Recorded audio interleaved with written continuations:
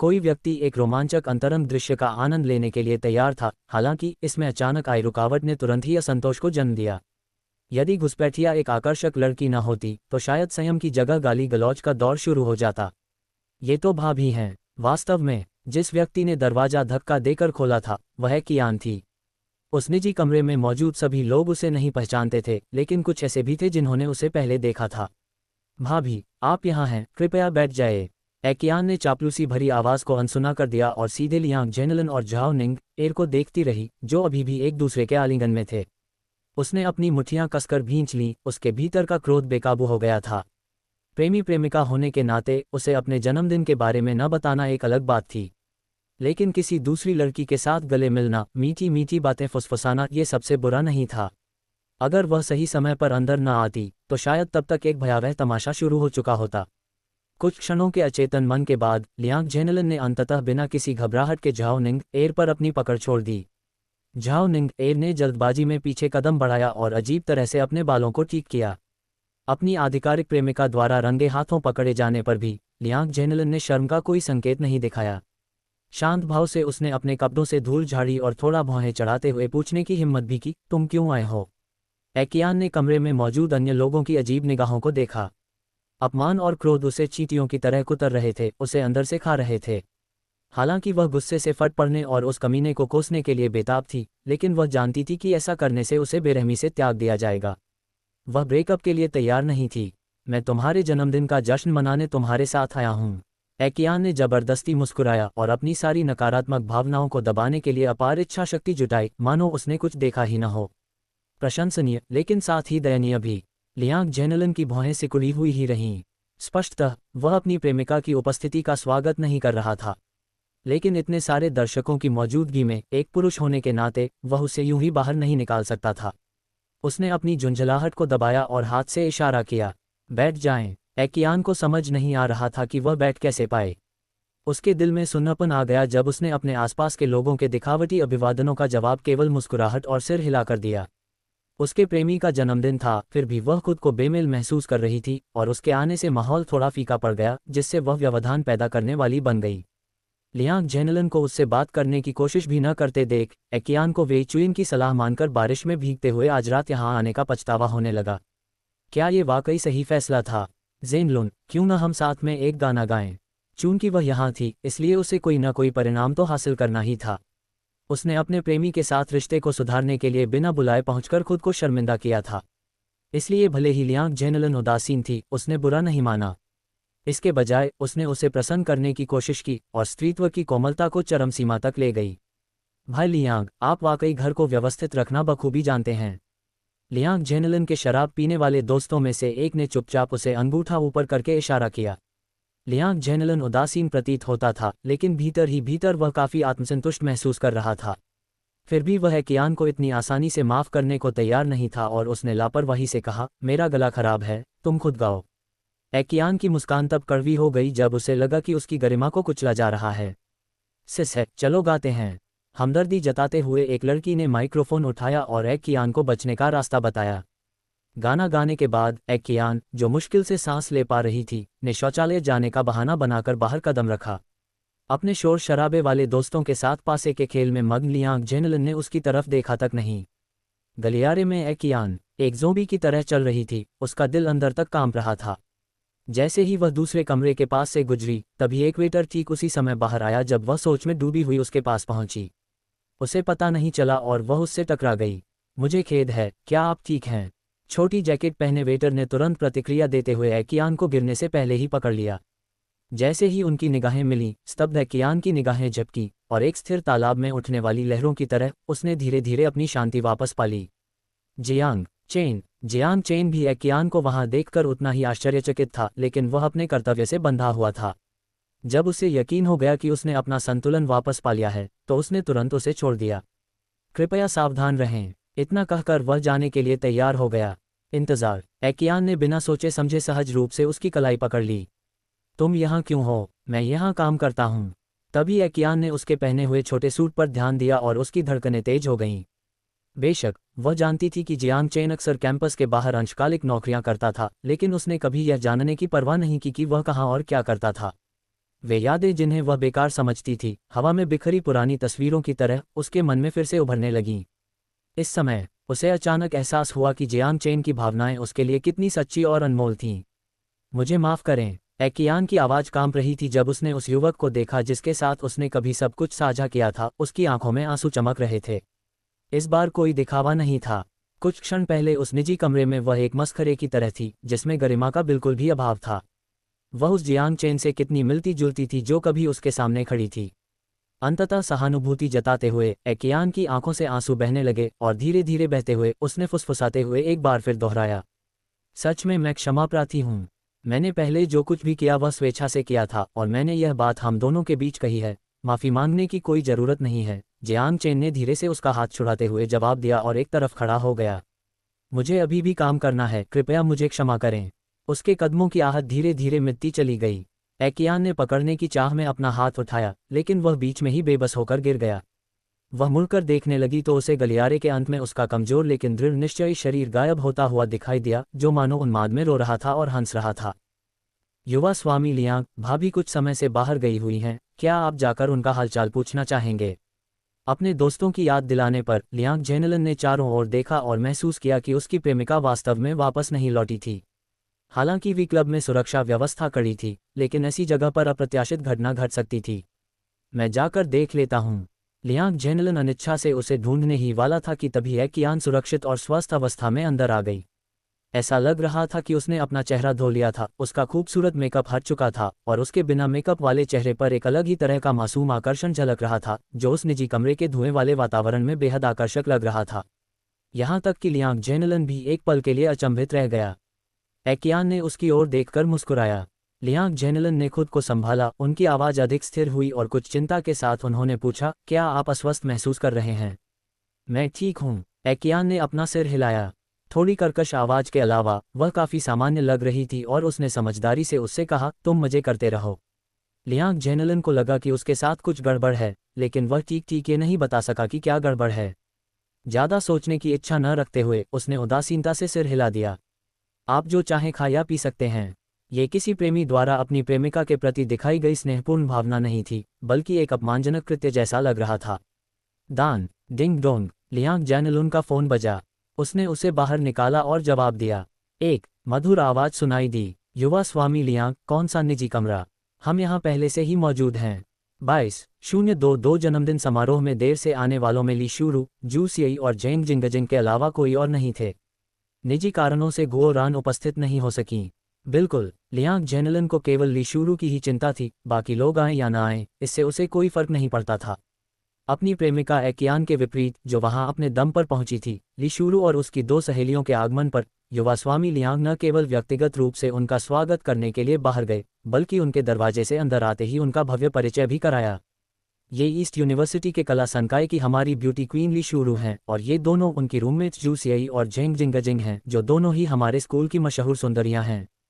सभी को नमस्कार। जू सियई बिल्कुल भी भयभीत नहीं थीं और उन्होंने सहजता और शालीनता से सभी का अभिवादन किया। निजी कमरे में मौजूद पुरुषों और महिलाओं ने भी गर्मजोशी से जवाब दिया। आप आराम से तशरीफ रखिए। शिष्टाचार के बाद लियांग जेनलन ने तीनों महिलाओं को बैठने के लिए आमंत्रित किया और फिर एस ऑफ स्पेड्स की कुछ और बोतलें जोड़ने के बारे में कुछ बुदबुदाया। शूरुई गाड़ी चलाकर यहाँ आए है, वह शराब नहीं पी सकती। मजबूरी में आने पर जेंग जिंगजिंग ने तुरंत कहा, कोई बात नहीं, हम ड्राइवर को बुला सकते हैं। वह अभी अपनी बात पूरी ही कर पाया था कि लियांग जेनलन को कुछ गड़बड़ महसूस हुई। उसने आश्चर्य से ली शूरू की ओर देखा और पूछा, क्या तुम यहाँ गाड़ी चलाकर आए हो? हाँ, शूरुई ने हाल ही में एक कार खरीदी है। जू सियई ने समझाया। बहुत बढ़िया, तो हमें जश्न मनाने के लिए कुछ और ड्रिंक जरूर पीनी चाहिए। लियांग जेनलन ने इस बारे में ज़्यादा नहीं सोचा, यह मानते हुए कि ली शूरू की मेजबान के रूप में होने वाली आय से वह ज़्यादा से ज़्यादा 2 से 3 लाख रुपए की एक साधारण कार ही खरीद पाएगी। मैं सचमुच शराब नहीं पी सकता। ये मेरे लिए पी ले, मैं इसके बदले जूस पी लूँगा। ली शूरू ने जोर से कहा। चूंकि वह आने को तैयार थी, इसलिए यह मान सम्मान बनाए रखने का मामला था और लियांग जेनलन बहुत ज़्यादा जोर नहीं देना चाहता था। उसने बस अपना सिर हिलाया और मुस्कुराते हुए कहा, ठीक है, तो शूरुई का हिस्सा तुम्हारा है। कोई बात नहीं। जू सियई बहुत ही स्पष्टवादी थीं। लियांग जेनलन पे पदार्थ ऑर्डर करने के लिए बाहर गया। शूरुई, देखो क्या ये। एकियान, अचानक ही झेंग जिंगजिंग ने फुसफुसाते हुए कहा, उसकी निगाहें एक खास दिशा में टिकी हुई थीं। इसमें परेशान होने वाली क्या बात है? वह लियांग झेनलिन की प्रेमिका है और लियांग झेनलिन के जन्मदिन पर उसका यहाँ होना स्वाभाविक है, जू सियाई ने बेपरवाही से कहा। ली शूरू ने अनजाने में उस दिशा में नजर डाल दी। वह कियान को नहीं जानती थी और इससे पहले कभी भी उससे कोई बातचीत नहीं हुई थी, लेकिन जियांग चेन के असीम स्नेह के कारण ऐसा प्रतीत होता था मानो उन दोनों के बीच एक अवर्णनीय संबंध बन गया हो। ली शूरू की निगाहों को भांपते हुए कियान ने अपना चेहरा एक तरफ घुमा लिया और विनम्रता से मुस्कुराए। ली शूरू ने भी हल्की मुस्कान और सिर हिलाकर जवाब दिया, वह काफ़ी खूबसूरत है। जियांग चेन की पसंद अच्छी है, इसलिए इसमें कोई हैरानी नहीं कि लियांग झेनलिन किसी और की प्रेमिका को छीनना चाहता था। झेंग जिंगजिंग बुदबुदाया, यहाँ की ज़्यादातर लड़कियां बहुत ज़्यादा मेकअप में थीं, लेकिन कियान का चेहरा बिल्कुल साफ था, उस पर शीशे की धूल का कोई निशान नहीं था। वह चमकीले रंगों के बीच खिलते हुए सफ़ेद कमल की तरह लग रही थी, जिससे वह व्यक्तिपरक रूप से अधिक आकर्षक लग रही थी। बिल्कुल, झेंग जिंगजिंग जानती थी कि यह वरिष्ठ महिला कोई सफ़ेद कमल नहीं, बल्कि एक असली हरी चाय वाली महिला थी। लोग कहते हैं कि ईस्ट यूनिवर्सिटी खूबसूरत लड़कियों को जन्म देती है, और यह बात बिल्कुल सच है। देवियों, आपसे पहली बार मिलने की खुशी में एक टोस्ट। लोग एक के बाद एक आकर टोस्ट देने लगे। जू सियाई ने किसी को भी मना नहीं किया, जो उनकी महान उदारता को दर्शाता है। देखते ही देखते वह निजी कमरे में मौजूद सभी लोगों के साथ घुल मिल गई। ली शूरू के आने के बाद लियांग जैनलिन ने अपना सारा ध्यान उस पर केंद्रित कर दिया और अपनी आधिकारिक प्रेमिका को लगभग नज़रअंदाज कर दिया। अंततः कियान ने पहल की, एक गिलास वाइन उठाए और चलकर वहां पहुंची। जूनियर ली, मैंने तुम्हारे बारे में बहुत कुछ सुना है। आपके लिए एक टोस्ट। मैं गाड़ी चलाकर यहाँ आया हूँ, इसलिए मैं शराब नहीं पी सकता। मैं जूस से टोस्ट करूँगा, उम्मीद है आपको कोई आपत्ति नहीं होगी, सीनियर है। ली शूरू ने मुस्कुराते हुए उसका अभिवादन किया। ये ठीक है। दोनों गिलास आपस में टकराए, जिससे एक कर्कश ध्वनि उत्पन्न हुई। ली शूरू ने अपने जूस की एक घूंट ली, जबकि सभी को आश्चर्यचकित करते हुए कियान ने अपना पूरा गिलास वाइन एक ही बार में पी लिया और फिर अपनी सीट पर वापस चली गई। जू सियाई और झेंग जिंगजिंग दोनों थोड़ा हटकर लग रहे थे। उसकी तबीयत थोड़ी खराब है, उसे अकेला छोड़ दो। लियांग झेलुन हंसे। ये सुनकर, हालांकि उसने अपने चेहरे पर संयम बनाए रखा, लेकिन झेंग जिंगजिंग के मन में आंतरिक घृणा और बढ़ गई। क्या ये सचमुच एक आदमी है? अपनी गर्लफ्रेंड के बारे में इस तरह कौन बात करता है? उसी क्षण निजी कमरे का दरवाजा धक्का देकर खोल दिया गया। वेटरों का एक समूह सावधानीपूर्वक एस ऑफ स्पेड्स की कई बोतलें लेकर आया। शानदार मार्केटिंग रणनीतियों के दम पर अब इस शैंपेन के बारे में सभी को पता होना चाहिए। कीमत स्थान के अनुसार अलग अलग होती है। वी क्लब में इसकी न्यूनतम कीमत 3000 और 10,000 प्रति बोतल है। कुछ लड़कियों ने पहले ही अपने फ़ोन से तस्वीरें लेना शुरू कर दिया था, उन्हें सोशल मीडिया पर साझा कर रही थीं, अपने शानदार दैनिक जीवन को सजा रही थीं और अपनी देवी जैसी छवि की दीवारों में ईंटें जोड़ रही थीं। बस उन्हें नीचे रख दो, लियांग झेनलिन ने बड़ी सहजता और शालीनता से कहा, जिसमें एक कुलीन व्यक्ति का घमंड और संयम पूरी तरह से झलक रहा था।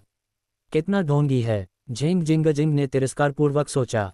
उसने कई धनी युवा मालिकों को देखा था जो वास्तव में पैसे को तुच्छ समझते थे, लेकिन लियांग झेनलिन स्पष्ट रूप से उस स्तर तक नहीं पहुंचा था। उसका प्रदर्शन जानबूझकर, सही, स्पष्ट और इसलिए निंदनीय था। लेकिन जब उसकी नज़र अनजाने में शराब रखने के लिए झुक रहे एक वेटर पर पड़ी, तो झेंग जिंगजिंग अचानक चौंक गई। क्या ऐसा नहीं है? उम्मीद है बॉस लोग मजे कर रहे होंगे। जैसे ही वेटरों का समूह निजी कमरे से निकलने ही वाला था, तभी अचानक लियांग झेनलिन ने आवाज लगाई, रुको, तुम यहीं रहो। वेटर एक दूसरे को हैरानी से देखने लगे। उनमें से सबसे छोटा ही शांत रहा, मानो उसे इसकी उम्मीद थी। बाकी सब लोग जा सकते हैं। अन्य वेटर्स को विदा करने के बाद लियांग झेनलिन के होठों पर मुस्कान आ गई। अरे, क्या ये सीनियर जियांग नहीं है? आपसे यहाँ मुलाकात होना कितना बड़ा संयोग है। निजी कमरे में मौजूद सभी लोगों ने वेटर के वेश में अकेले खड़े उस युवक को गौर से देखा। वाह, सीनियर जियांग पर ये कपड़े वाकई बहुत अच्छे लग रहे हैं, क्या आप सब सहमत नहीं हैं? वहां मौजूद ईस्ट यूनिवर्सिटी के छात्र, यदि उन्होंने उसे पहले नहीं देखा था, तो अनुमान लगा सकते थे कि यह वेटर कौन था और उन्होंने शरारती इरादे से हंसते हुए कहा, आकर्षक, बेहद अद्भुत। बाकी लोग भी इस चाल को समझ गए और लियांग झेनलिन के साथ मिलकर जोर जोर से हंसने लगे। एक पल के लिए कमरा आनंदमय हंसी से गूंज रहा था। थोड़े समय के सदमे के बाद जू सियाई हंसी नहीं, लेकिन उसने मदद का हाथ भी नहीं बढ़ाया, बल्कि किनारे से देखना पसंद किया, जो कि उचित ही प्रतीत होता था। झेंग जिंगजिंग की आंखों में सहानुभूति झलक रही थी। ली शूरू का चेहरा भावहीन था, वह चुपचाप अपना जूस पी रही थी, मानो यह उसका कोई काम ही न हो। सीनियर जियांग, आज मेरा जन्मदिन है, क्या आप मुझे बधाई नहीं देंगे? लियांग जेनेलिन के चेहरे पर भरपूर मुस्कान थी, मानो बास्केटबॉल कोर्ट पर हुआ पिछला विवाद कभी हुआ ही ना हो। हमारे यहाँ एक नियम है, काम के घंटों के दौरान शराब पीना मना है। मुझे खेद है। अगर इस स्थिति में कोई और होता तो शायद वह किसी गड्ढे में छिप जाना चाहता, लेकिन ये युवक शांत रहा। वरिष्ठ जियांग, ऐसा मत कीजिए, मैं आपके प्रतिष्ठान का संरक्षक हूँ, और अगर भगवान नहीं तो कम से कम एक अतिथि तो हूँ, है ना? ये तो बस एक ड्रिंक है, क्या तुम मुझे इतनी इज्जत भी नहीं दोगी? लियांग जेनेलिन की आंखों में धीरे धीरे और अधिक विद्रोही भाव आ गया। सभी लोग बड़ी दिलचस्पी से इस घटनाक्रम को देख रहे थे। उसी क्षण अचानक संगीत बजने लगा। संगीत बंद करो, लियांग जेनेलिन ने सख्ती से कहा, अपनी प्रेमिका के प्रति जरा भी शिष्टाचार नहीं दिखाया, जो इस समय बिना किसी स्पष्ट कारण के गाना चाहती थी। ओह हाँ एकियान, क्या आप और सीनियर जियांग पुराने दोस्त नहीं हैं? क्या तुम मुझे नमस्कार नहीं कहोगे? 23 अगर युवा और होनहार टिप के लिए धन्यवाद। एकियान का चेहरा सख्त था। जैसे ही उसने माइक्रोफोन को कसकर पकड़ा, जियांग चेन की ओर देखने से इनकार कर दिया। लियांग जेनेलिन ने उस पर दबाव नहीं डाला। सीनियर जियांग, शू रुई भी यहाँ है, क्या आप शू रुई को नमस्कार नहीं कहेंगे? अत्यधिक, ये तो वाकई हद से ज्यादा था। झेंग जिंगजिंग ये सब देखना बर्दाश्त नहीं कर पा रही थी। दया दिखाने की भी एक सीमा होनी चाहिए। किसी से असहमति जताना और उसे परेशान करना ही काफी होना चाहिए था। आखिरकार, चाहे कुछ भी हो जाए, हर कोई पूर्व छात्र था। क्या किसी को अपमानित करके मौत के घाट उतारने की वाकई कोई जरूरत थी? क्या कुछ और है? मुझे अभी भी अगले निजी कमरे में पेय पदार्थ पहुंचाने हैं। आश्चर्यजनक रूप से, चाहे लियांग जेनेलिन ने कितना भी उपहास और मजाक उड़ाया हो, जियांग चेन शांत और अविचलित रहा, मानो वह सुन्न हो गया हो, शर्म की भावना खो बैठा हो और यहाँ तक कि एक वेटर के रूप में अपनी नीच स्थिति को छिपाने की भी जहमत न उठाए हो। जल्दी नहीं है, सबसे खराब स्थिति में मैं आपके मैनेजर से बात कर लूंगा। लियांग जेनेलिन की मुस्कान तीखी थी। वरिष्ठ जियांग शायद मुझे इज्जत न दे, लेकिन आपका प्रबंधक जरूर देगा। दरअसल, जिस क्षण जियांग चेन ने लियांग जेनेलिन को दरवाजे से अंदर आते देखा, उसी क्षण वह समझ गया कि मैनेजर चेन द्वारा उसे आज मदद के लिए बुलाने का कारण शायद पूरी तरह से पहले से तय था। हालांकि मैनेजर चेन ने उसके साथ अच्छा व्यवहार किया, लेकिन एक साधारण कर्मचारी एक शक्तिशाली ग्राहक से कैसे मुकाबला कर सकता था? एक मूर्ख भी जानता है कि उसे क्या निर्णय लेना है, एक चतुर और सक्षम व्यवसायी की तो बात ही क्या है। इसमें कोई आश्चर्य की बात नहीं है कि मैनेजर चेन ने जानबूझकर उसे इस निजी कमरे में पेय पदार्थ पहुंचाने की व्यवस्था की थी। उस पर हमला करने के लिए युवा मास्टर लियांग सचमुच बहुत प्रयास कर रहे थे। कैसा रहेगा अगर हम ऐसा करें? क्योंकि यहाँ नियम है, इसलिए मैं इस मामले को जबरदस्ती नहीं खींचूंगा। हमें शराब पीने की ज़रूरत नहीं है, लेकिन क्या आप सीनियर जियांग मेरे जन्मदिन के उपलक्ष्य में हमें एक गाना सुना सकते हैं? लियांग जेनेलिन की मुस्कान भयावह और भयावह हो गई। अगर जियांग चेन मान जाता है और सचमुच एकियान और ली शूरू के सामने एक वेटर के रूप में गाना गाता है, तो शायद वह फिर कभी सिर ऊंचा करके नहीं चल पाएगा। जब ये बात स्कूल तक पहुंचेगी तो यह एक और बड़ा मजाक बन जाएगा। लेकिन इस स्थिति में उनके पास इनकार करने की कोई गुंजाइश नहीं दिख रही थी। जियांग चेन, मैं तुम्हारे साथ गाऊंगी। अंततः किसी की अंतरात्मा नष्ट नहीं हुई थी। झेंग जिंगजिंग आगे बढ़ रहा था। किसी और की प्रेमिका को छीनना ही काफी बुरा था, लेकिन किसी के चरित्र को हर संभव तरीके से अपमानित करना हद से ज्यादा था। वह इसे और बर्दाश्त नहीं कर सकती थी। लियांग जेनेलिन ने भौहें चढ़ाईं, जो स्पष्ट रूप से झेंग जिंगजिंग के दखल से असंतुष्ट थीं। लेकिन झेंग जिंगजिंग ने उसे अपनी राय व्यक्त करने का मौका नहीं दिया। वह तेजी से गीत चयन स्टेशन की ओर चली गई, खुद ही एक गाना चुना और एकियान के हाथ से माइक्रोफोन जबरदस्ती छीन लिया। लियांग जेनेलिन ने जियांग चेन को जिस तरह से निशाना बनाया, उसका कारण पूरी तरह से तुम ही थे। और जियांग चेन के यहाँ काम करने की वजह में आपका भी बहुत बड़ा हाथ था। आपसे पुरानी यादों को याद रखने की उम्मीद करना तो छोड़ ही दीजिए, लेकिन साधारण दोस्तों के रूप में भी क्या ऐसी स्थितियों में मध्यस्थता करना आम बात नहीं है? लेकिन वह वहीं बैठी रही, बिना हिले डुले, बहरेपन का नाटक करती रही और पूरी तरह चुप रही। एक बाहरी व्यक्ति होने के नाते, एक महिला होने के नाते, झेंग जिंगजिंग को आक्रोश की तीव्र भावना महसूस हुई। यहाँ उसने माइक्रोफोन जियांग चेन को सौंप दिया। इंट्रो म्यूजिक शुरू हो गया। तुम्हें ये गाना जरूर पता होगा, है ना? जियांग चेन ने सिर हिलाया। तो मैं शुरू करता हूँ। झेंग जिंगजिंग ने संकोच नहीं किया और गाना शुरू कर दिया।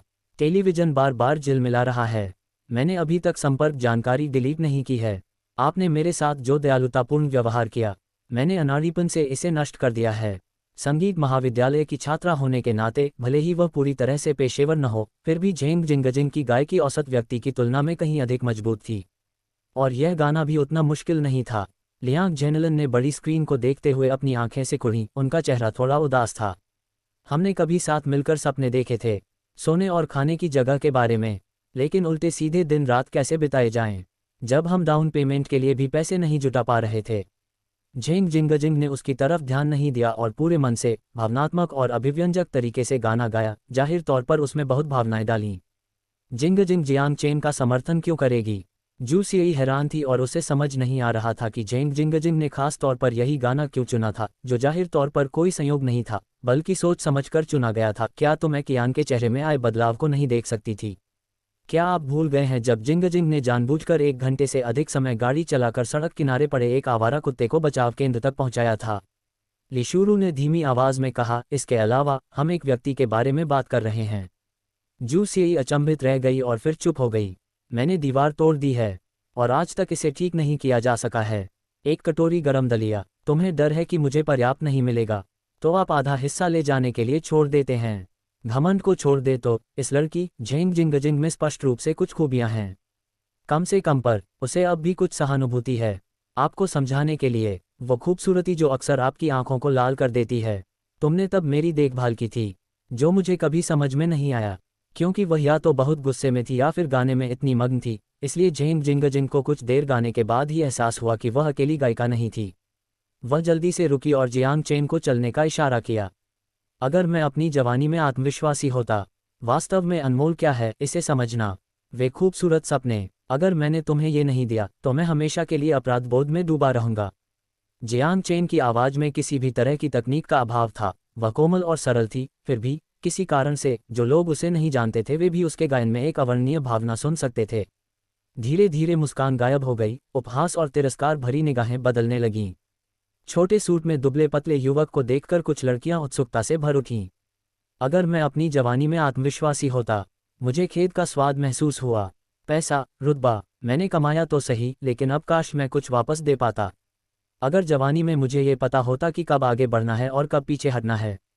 मैं तुम्हें अपने लिए कष्ट सहने नहीं देता। शादी में कुछ और कप पी लेना, और आपके वर्तमान वाले को शादी में कुछ और कप पी लेना। मुझे एक उज्ज्वल युवा की शुभकामनाएं दें।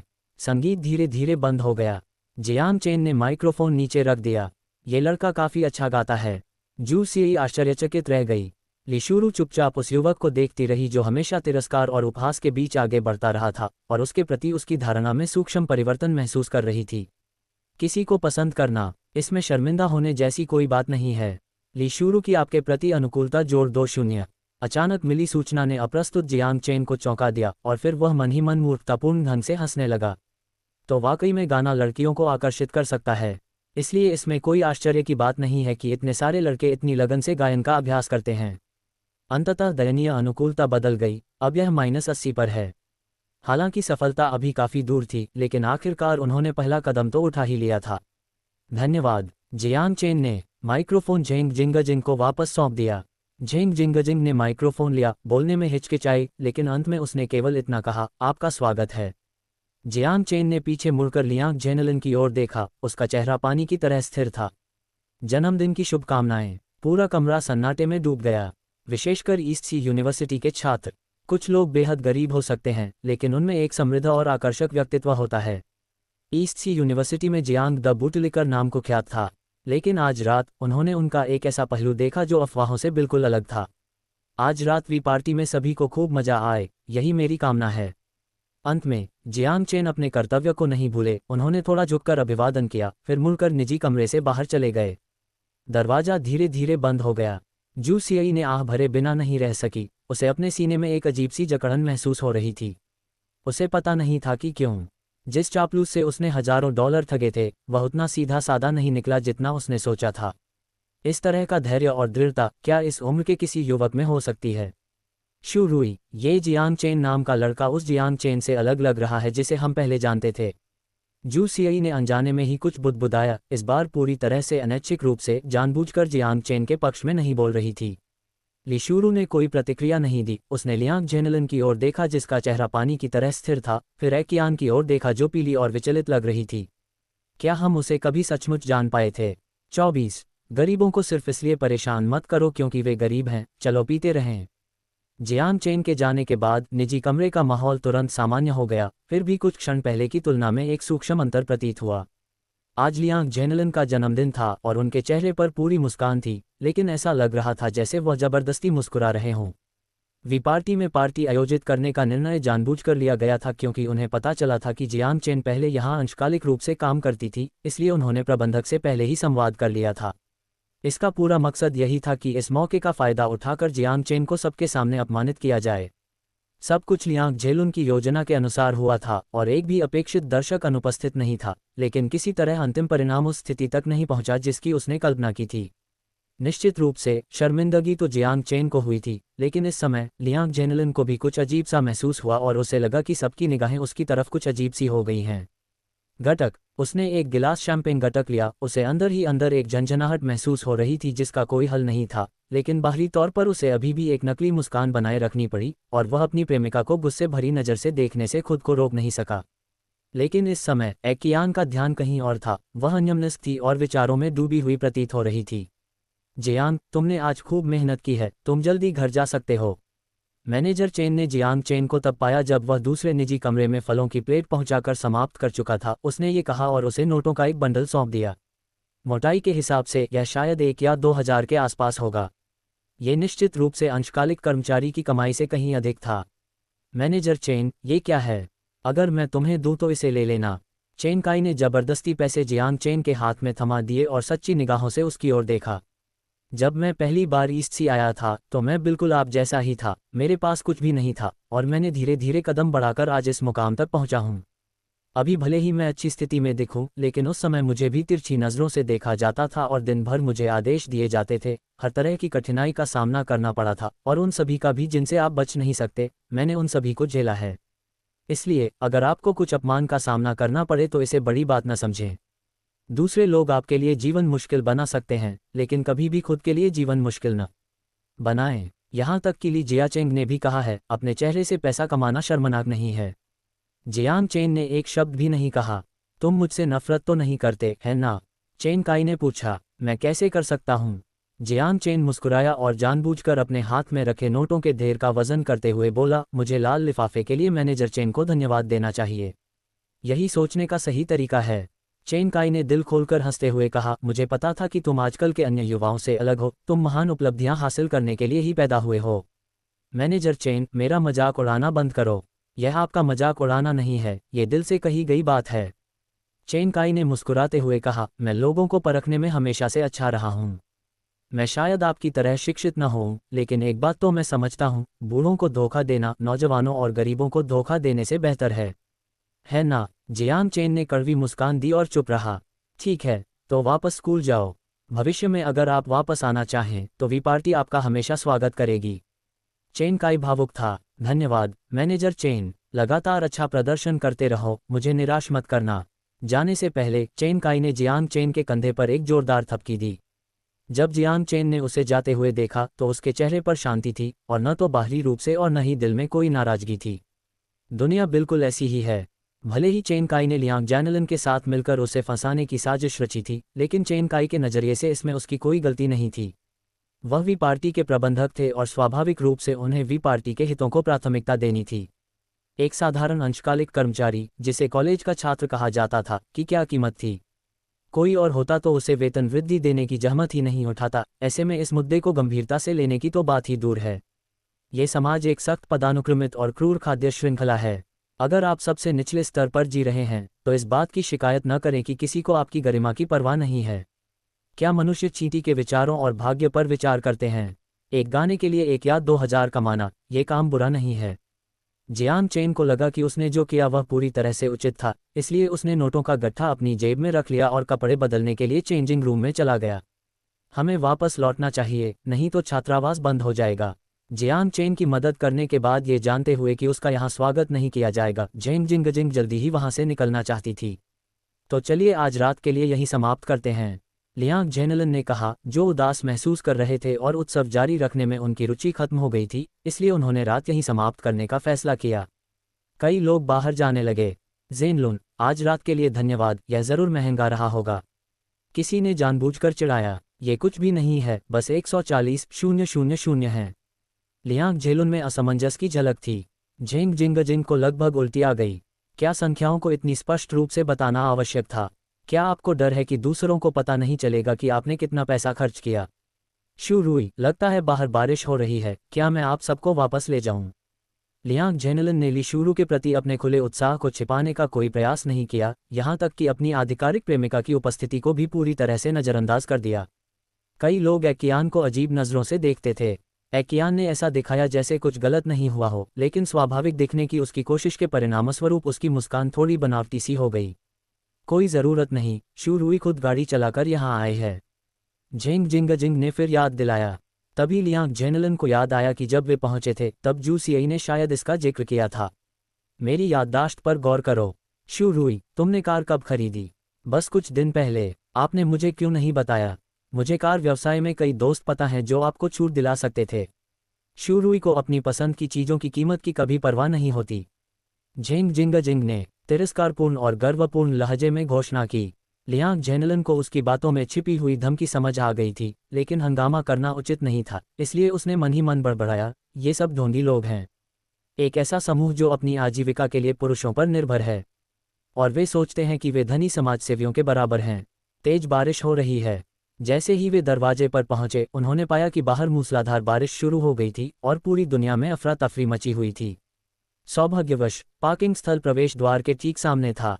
हाँ, सीनियर जियांग आज इतनी जल्दी काम से जा रहे हैं? दूर नहीं, वहाँ जियांग चेन अपने ही कपड़ों में खड़ा था, जो मूसलाधार बारिश के कारण छत के नीचे फंसा हुआ था। जमीन पर पानी के गड्ढे बन गए। हालांकि उसके हाथ में छाता था, लेकिन भारी बारिश के सामने वह लगभग बेकार था। जियांग चेन ने उनकी ओर सिर हिलाया। इस समय युवा स्वामी लियांग इतने व्यस्त थे कि उनके पास उनसे बात करने का समय ही नहीं था। मैं आज स्कूल वापस नहीं जा रहा हूँ, तुम खुद टैक्सी लेकर वापस आ जाओ। एकियान ही नहीं, बल्कि बाकी लोग भी एक पल के लिए अचंभित रह गए। क्या उन्होंने अभी अभी यंग मास्टर लियांग को उस बेहद आकर्षक और खूबसूरत लड़की को ईस्ट यूनिवर्सिटी वापस ले जाने की पेशकश करते हुए नहीं सुना था? एकियान का चेहरा पीला पड़ गया, उसके होंठ कांपने लगे और लंबे मौन के बाद उसने आखिरकार एक हल्की अवर्णनीय मुस्कान बिखेरी। ठीक है, कितना घटिया व्यक्ति है। शू रुई, सी यी, चलो चलें।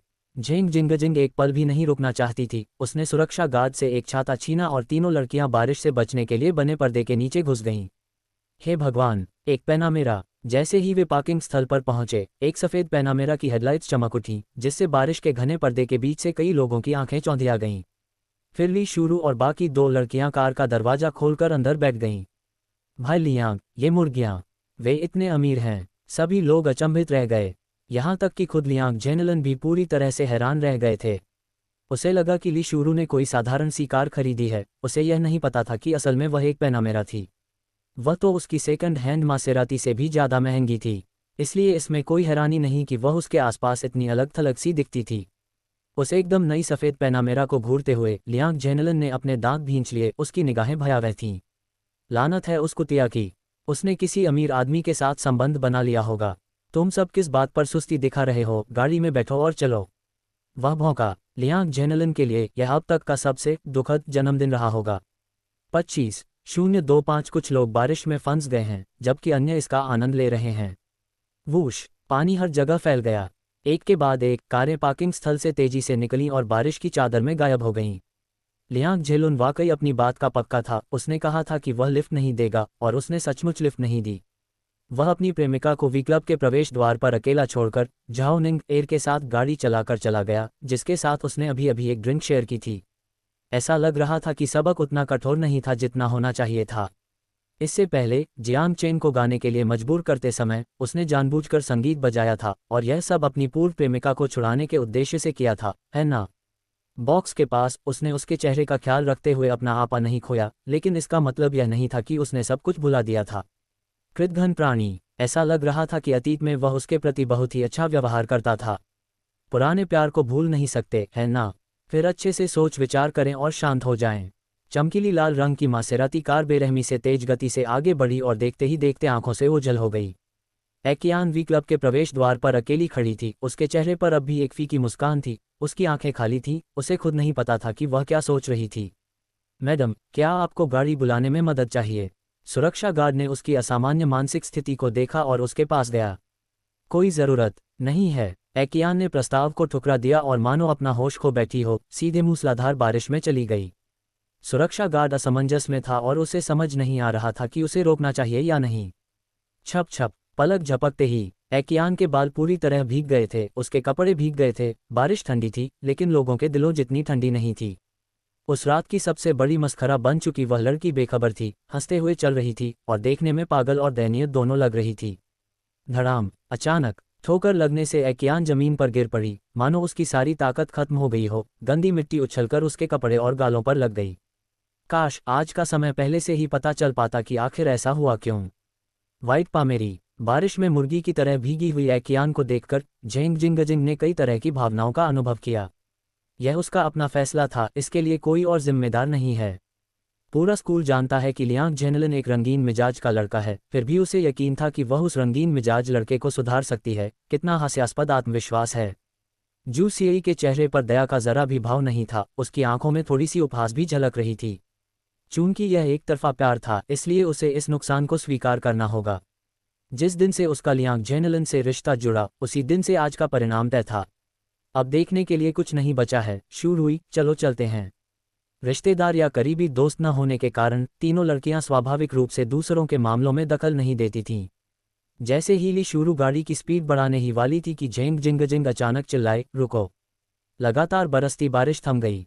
कीचड़ में बेसुध बैठी एकियान ने स्तब्ध होकर ऊपर देखा और उसे अपने सिर के ऊपर एक अतिरिक्त काली छतरी दिखाई दी, साथ ही एक युवक को छतरी पकड़े हुए देखा। क्या आपको राहत महसूस हो रही है? मुझे मेरे कर्मों का फल मिल गया। एकियान ने मुस्कुराते हुए ऊपर की ओर देखा। उस युवक का चेहरा शांत पानी की तरह था, उसने एक शब्द भी नहीं बोला, बस नीचे बैठ गया और छाता उसे सौंप दिया। पूरी तरह भीगी हुई एकियान की आंखें बुरी तरह कांप रही थीं और वह कर्कश आवाज में चिल्लाई, तुम्हारा क्या मतलब है?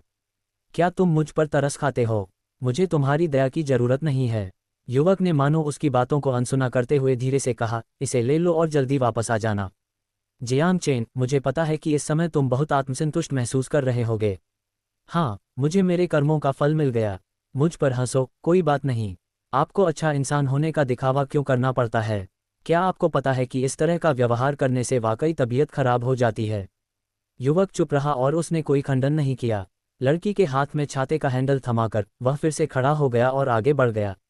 किसी और को एकमात्र छाता देते ही बारिश ने उसे भी झट से अपनी चपेट में ले लिया। एकियान ने छाता पकड़ रखा था, वह खाली निगाहों से घूर रही थी, फिर वह उन्माद में चिल्लाने लगी, जियांग चेन, यहाँ वापस आओ। बारिश में चलते हुए उस व्यक्ति को मानो कुछ सुनाई ही नहीं दे रहा था, वह लगातार आगे बढ़ता रहा। वापस यहीं आओ, क्या तुम मुझे सुन रहे हो? वापस आओ। छतरी एक तरफ झुक गई और लड़की, जो अब एक बार फिर बारिश में भीग गई थी, सिसकने लगी। उसका चेहरा बारिश या आंसुओं से इतना भीग नहीं रहा था कि पहचानना मुश्किल था। उसके हाथ जमीन पर थे, वह एक परित्यक्त बच्चे की तरह असहाय होकर घुटनों के बल बैठी थी। वह युवक कभी पीछे मुड़कर नहीं देखा और धीरे धीरे बारिश की चादर में गायब हो गया। क्या जियांग चेन में वाकई इतनी क्रूरता करने की हिम्मत है? कार में बैठकर सब कुछ देखते हुए झेंग जिंगजिंग को विश्वास नहीं हो रहा था। आखिरकार यह कोई साधारण व्यक्ति नहीं था, वह कियान थी। अगर उन्होंने इस समय थोड़ी सी भी सहानुभूति दिखाई होती तो शायद वे स्थिति को पूरी तरह से पलट सकते थे और सुलह कर सकते थे। और वो ऐसे ही चला गया। जब कोई व्यक्ति पूरी तरह से निराश हो जाता है तो उसका दिल भी स्वाभाविक रूप से मर जाता है, और यहाँ तक कि एक हताश याचिकाकर्ता भी एक दिन पूरी तरह से थक जाता है। उसने खुद ही यह मुसीबत मोल ली है। जू सियाई ने लापरवाही से कहा। वास्तव में उसे लग रहा था कि इस बार युवक की हरकतें काफी मर्दाना थीं। हालांकि इससे पहले उसने उसे क्रिस्टल चुराने के लिए उकसाया था। एकियान अचानक चीख पड़ी और फूट फूट कर रोने लगी।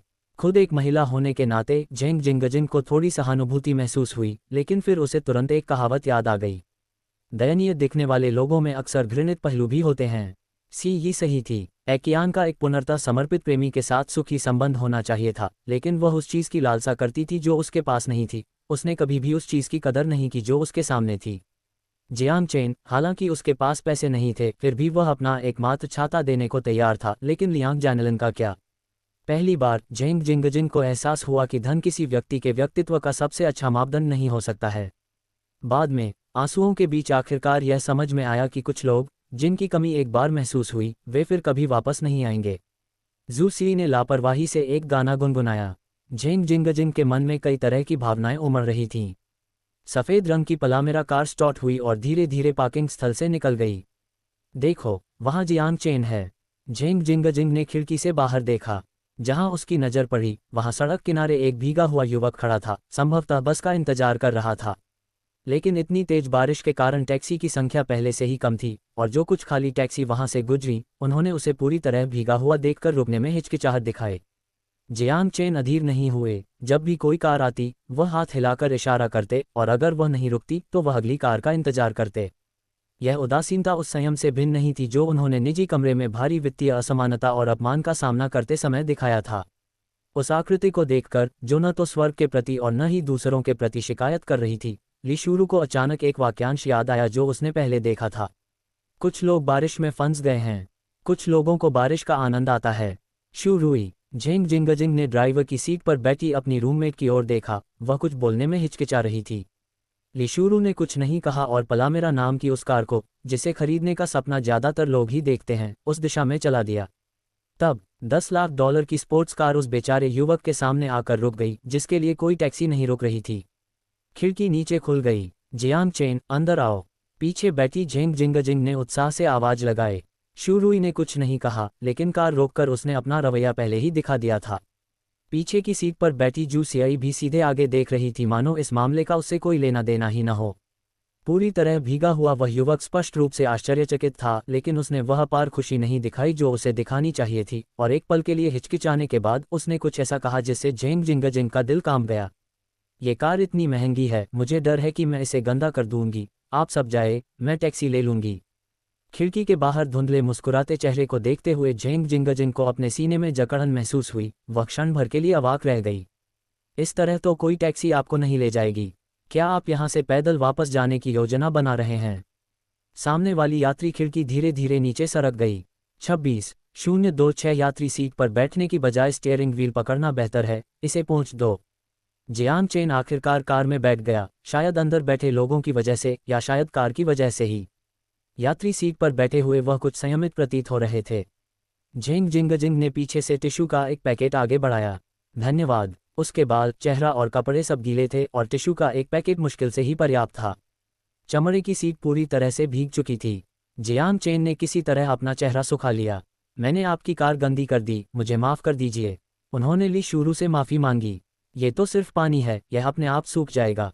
ली शूरू ने उदासीनता से जवाब दिया। ऐसा प्रतीत हो रहा था कि वह अपनी बिल्कुल नई कार के बारे में ज़्यादा चिंतित नहीं थी। जियांग चेन को पता था कि ली शूरू ने एक कार खरीदी है, लेकिन उसे बिल्कुल भी उम्मीद नहीं थी कि वह पहल करके उसे लिफ्ट देगी। कला संस्थान की यह खूबसूरत छात्रा उतनी निर्मम नहीं थी जितनी वह दिखती थी। जियांग चेन, क्या तुम सचमुच एक्यान की देखभाल नहीं करने वाले हो? वह अब भी वी क्लब के प्रवेश द्वार पर बैठकर रो रही है। झेंग जिंगजिंग ने पूछा। मैंने उसे अपना छाता दे दिया, मैं और क्या कर सकता था? इसके अलावा ऐसा नहीं लगता कि यहाँ 5वीं सीट है ना? जियांग चेन ने कड़वी मुस्कान दी। ये सुनने में हास्यास्पद लगता था, लेकिन इसके पीछे का अर्थ गहरा था। दरअसल ये पैनामेरा एक 5 सीटों वाली स्पोर्ट्स कार है जिसमें 5 लोग बिना किसी समस्या के बैठ सकते हैं। असली सवाल तो ये था कि क्या ली शूरू इसके लिए तैयार होंगी, और अगर ली शूरू की अचानक दिखाई गई दयालुता न होती तो वह अब भी सड़क के किनारे बारिश में दयनीय स्थिति में खड़ा होता। एक्यान की बात करें तो उसने अपनी तरफ से पूरी कोशिश कर ली थी, और अब वह इससे ज़्यादा कुछ करने में असमर्थ था। अगर आपने पहले ही इतना निर्णायक निर्णय लिया होता तो आज आपकी ऐसी प्रतिष्ठा नहीं होती, है ना? जू सियाई को हंसी आ गई और उसने अपना कठोर चेहरा छोड़ दिया। जियांग चेन ने मुस्कुराकर जवाब नहीं दिया। जियांग चेन, आज हमने साथ मिलकर अच्छा काम किया। हमें देखकर लियांग जेनलिन का चेहरा एकदम काला पड़ गया। वह खिलखिलाकर हंसने लगा। पीछे मुड़कर सोचने पर झेंग जिंगजिंग को यह बेहद मज़ेदार लगा। मेरी मदद के लिए आने वाली प्यारी झेंग का बहुत बहुत धन्यवाद। तुम्हारे बिना आज रात दादी के घर तक जाते समय मेरी बहुत बेइज्जती होती। जियांग चेन ने आह भरी। क्या आपको पहले से ही काफ़ी शर्म नहीं आ रही है? जू सियाई ने चिढ़ाते हुए कहा। आप किस दिन अंशकालिक काम नहीं करते? यह आज ही होना था और आपको उस निजी कमरे में जाना ही था। जियांग चेन ने यह नहीं बताया कि यह उसके लिए बिछाया गया जाल था, बल्कि लापरवाही से कहा, मैं हमेशा से थोड़ा बदकिस्मत रहा हूँ। अरे यार, तुम में तो स्टीफन चाओ वाली फीलिंग आ रही है। झेंग जिंगजिंग ने मजाक किया। हालांकि वे एक दूसरे के बहुत करीब नहीं थे, लेकिन उस क्षण वे पुराने दोस्तों की तरह थे जो एक दूसरे को वर्षों से जानते थे, और उनमें से किसी ने भी इस सूक्ष्म बदलाव को अभी तक महसूस नहीं किया था। शू रुई, क्या ये कार तुम्हारी है? जियांग चेन ने यह सवाल ऐसे पूछा मानो ये सबसे स्वाभाविक प्रश्न हो। और क्या, या फिर यह आपका हो सकता है? झेंग जिंगजिंग ने गर्व से कहा। अपने मन से गंदे विचारों को निकाल दो। ये कार शू रुई ने अपने दम पर खरीदी थी, किसी की मदद के बिना। जिसे इस बारे में ज़्यादा जानकारी न हो वह शायद सोचेगा कि वह कार की मालकिन है। ये पैना मेरा है ना? शानदार इंटीरियर को देखते हुए जियांग चेन की आंखों में ईर्ष्या और प्रशंसा की चमक आ गई। लग्जरी कारें वाकई अलग होती हैं। ये तो 10 लाख से भी ज़्यादा होगा, है ना? ठीक ठीक कहें तो 1,300,000। झेंग जिंगजिंग की बातें सुनकर जियांग चेन ने राहत की सांस ली। सिर्फ डाउन पेमेंट ही 4 लाख रुपए होना चाहिए। कितनी डाउन पेमेंट? शू रुई ने इसे पूरी तरह से खरीद लिया। झेंग जिंगजिंग ने जियांग चेन को एक ऐसी नज़र से देखा मानो वह उसे एक देहाती गंवार की तरह समझकर उसका मजाक उड़ा रही हो जिसने कभी दुनिया नहीं देखी हो। पूर्ण भुगतान। जियांग चेन ली शुरू की वित्तीय शक्ति से चकित होकर उसकी ओर मुड़ने से खुद को रोक नहीं पाए। क्या अब तुम डर गए हो? झेंग जिंगजिंग ने चिढ़ाते हुए कहा, मेरे प्यारे सीनियर जियांग, यह मत भूलिए कि शू रुई का पीछा करने के बारे में आप ही तो फुसफुसा रहे थे। अगर तुम इतने डरपोक हो तो मर्द की तरह व्यवहार कैसे कर सकते हो? हे, जियांग चेन लापरवाही से हंसा, हालांकि ऐसा लग रहा था कि वह अपनी शर्मिंदगी को छुपाने की कोशिश कर रहा था। क्या मैं उस तरह का काया हूँ? मुझे बिल्कुल भी उम्मीद नहीं थी कि शू रुई इतनी अच्छी कमाई करेगी। अब मैं निश्चिंत हो सकता हूँ। यहाँ तक कि जू सियाई को भी यह बात समझ नहीं आई और उसने पूछा, किस बात का भरोसा? मुझे चिंता थी कि मेरी क्षमताओं के साथ मैं वास्तव में शू रुई का खर्च वहन करने में सक्षम नहीं हो पाऊंगा। लेकिन अब चिंता करने की कोई ज़रूरत नहीं है, शू रुई पूरी तरह से आत्मनिर्भर हो सकती है। जियांग चेन ने बेहद स्वाभाविक भाव से कहा, मैंने पहले ही तय कर लिया है कि एक बार जब हम साथ हो जाएंगे तो मैं घरेलू मामलों को संभालूंगी जबकि शू रुई बाहरी मामलों की जिम्मेदारी संभालेंगे। झेंग जिंगजिंग और जू सी अवाक रह गए। क्या ये बात किसी पुरुष को कहनी चाहिए? क्या तुम इससे भी ज़्यादा बेशर्म हो सकते हो? शू रुई, अभी गाड़ी रोको और इस आदमी को बाहर फेंक दो। वो तो हद से ज़्यादा बेशर्म है। झेंग जिंगजिंग को अपने पहले के कोमल हृदय स्वभाव पर पछतावा हुआ। मैं आप सभी को कुछ कानूनी जानकारी देना चाहता हूँ, जियांग चेन ने विनम्रतापूर्वक याद दिलाते हुए कहा। खतरे में पड़े व्यक्ति की सहायता न करना शायद अपराध न हो, लेकिन अगर आप मुझे बाहर निकाल देते हैं और मेरे साथ कुछ हो जाता है तो आप जिम्मेदार होंगे। झेंग जिंगजिंग हक्का बक्का रह गई। जियांग चेन की ओर इशारा करते हुए कुछ देर तक हकलाते हुए बोली, तुम, फिर दांत पीसते हुए गुस्से से बोली, तुम कृतघ्न। मैं केवल उन तथ्यों को बता रहा हूं जो मैंने एक सार्वजनिक व्याख्यान में सीखे हैं। जियांग चेन बिल्कुल भी विचलित नहीं हुआ, उसका कठोर स्वभाव आश्चर्यजनक था। झेंग जिंगजिंग गुस्से में था और यह सोचकर हैरानी होती है कि वह यह मानने लगी थी कि यह आदमी वास्तव में बुरा नहीं है। कितनी बड़ी नासमझी थी। जियांग चेन, मैं तुम्हें श्राप देता हूं कि तुम्हें जीवन में कभी कोई गर्लफ्रेंड न मिले, और अगर आप ऐसा कर भी लेते हैं तो अंत में आपको निश्चित रूप से छोड़ दिया जाएगा। उसके शब्द बेहद विषैले थे। जियांग चेन अविचलित प्रतीत हुए और उन्होंने अपने बगल में बैठी ली शू रुई की ओर एक कोमल, स्नेहपूर्ण दृष्टि डाली। मुझे भरोसा है कि शू रुई मेरे साथ ऐसा नहीं करेगी। झेंग जिंगजिंग थोड़ी देर रुकी, फिर उसे तुरंत समझ आ गया कि उसका क्या मतलब था। शू रुई तुम्हें कभी पसंद नहीं करेगी, कभी नहीं। क्या हो अगर? इसमें कोई किंतु परंतु नहीं है। क्या होगा अगर? क्या होगा अगर? जियांग चेन अड़ी हुई थी। फिर मैं हैंडस्टैंड करके डिस्को में डांस करूंगी। बिना सोचे समझे, गुस्से से भरी हुई झेंग जिंगजिंग ने अचानक बोल दिया। जू सियाई ने एक विचित्र दृष्टि से देखा। डिस्को में हैंडस्टैंड करना और नाचना? जियांग चेन भी अचंभित रह गया और बुदबुदाते हुए बोला, क्या ये थोड़ा ज़्यादा मुश्किल नहीं है? तुम शर्त लगाने की हिम्मत करते हो? झेंग जिंगजिंग ने अपनी चमकती आंखें और चौड़ी कर लीं। यह एक शर्त है शू रुई सी, आप दोनों गवाह हैं, समय आने पर उसे अपना वादा निभाना ही होगा। झेंग जिंगजिंग हमेशा अपना वादा निभाती है। झेंग जिंगजिंग में एक ऐसा वीर भाव था जो पुरुषों के सामने झुकने को तैयार नहीं था। जू सियाई ने अपना सिर हिलाया और आह भरी। कितनी मूर्ख लड़की है। शर्त में? क्या दोनों पक्षों का कुछ न कुछ दांव पर नहीं लगा होता? हारने पर आप हाथों के बल नाचते हैं, लेकिन अगर वह हार गया तो क्या होगा? किसी भी प्रकार की सजा नहीं। ठीक है, तो क्या बात पक्की हो गई? जियांग चेन की आंखों में खुशी की चमक थी। ये तय है। उन्हें इस बात का पता नहीं था कि वे पहले ही ईस्ट यूनिवर्सिटी के गेट के अंदर प्रवेश कर चुके थे और थोड़ी दूर आगे गाड़ी चलाने के बाद वे सड़क के एक मोड़ पर रुक गए। हम अभी तक वहां नहीं पहुंचे हैं, जियांग चेन ने याद दिलाया। सपने देखते रहो। क्या आप सचमुच हमसे यह उम्मीद करते हैं कि हम आपको आपके छात्रावास तक छोड़ दें? गाड़ी से बाहर निकलो। लड़कियों की सोच सचमुच पल भर में बदल जाती है। झेंग जिंगजिंग ही वह थी जिसने जियांग चेन को कार में बैठने के लिए जोर दिया था और अब वही उसे कार से उतरने के लिए जोर दे रही थी। बाहर बारिश थोड़ी कम हो गई थी, हल्की हल्की बूंदाबांदी हो रही थी, अब तेज बारिश नहीं हो रही थी। जियांग चेन ने असहाय होकर आह भरी और मन ही मन विलाप करने लगा। वास्तव में स्टीयरिंग व्हील पकड़ना हमेशा यात्री होने से बेहतर होता है। पूरी यात्रा के दौरान चुप रहने वाली ली शूरू ने अपनी आंखों में एक चमक के साथ अपने बगल में बैठे युवक की ओर देखा। उसे अचानक पिछले हफ्ते किमी में हुई घटना की याद आ गई। उस समय वह एक मामूली लाइव स्ट्रीमर ही थी। उसकी सहेली बुदबुदा रही थी कि उसके लिए एक अच्छा बॉयफ्रेंड कम से कम $10 लाख की लग्जरी कार चलाता हो। धन्यवाद। इससे पहले कि वह और गहराई से सोच पाती, जियांग चेन ने दरवाजा खोल दिया और फिर उसे अपने पीछे बंद कर दिया। ली शूरू ने अपने विचारों को बीच में ही रोक दिया। पलामेरा ने दाहिना मोड़ लिया और उसी समय कार के अंदर से एक छाता बाहर फेंका गया। इसे मुझे लौटाना मत भूलना। कार की खिड़की फिर से ऊपर उठी, जिससे धीरे धीरे झेंग जिंगजिंग का गुस्से से भरा चेहरा छिप गया। 27-027 प्रेमी हमेशा अलग होते हैं और फिर साथ आ जाते हैं। कला विद्यालय की सुंदरता और 10 लाख युआन की स्पोर्ट्स कार, दोनों ही ऐसे विषय हैं जो चर्चा को जन्म देने में कभी असफल नहीं होते। जब इन्हें मिलाया जाता है तो ये जनमत में विस्फोटक प्रभाव पैदा करते हैं। ली शूरू द्वारा पैनामेरा कार खरीदने की खबर तेजी से ईस्ट सी यूनिवर्सिटी में फैल गई। अचानक हर जगह अफवाहें फैलने लगीं। जंगल में जो पेड़ सबसे अलग दिखता है वह अक्सर हवा से गिर जाता है।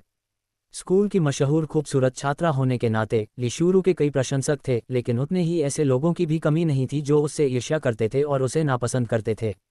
परिवार के सहयोग के बिना कॉलेज की एक छात्रा भला इतनी महंगी कार कैसे खरीद सकती है?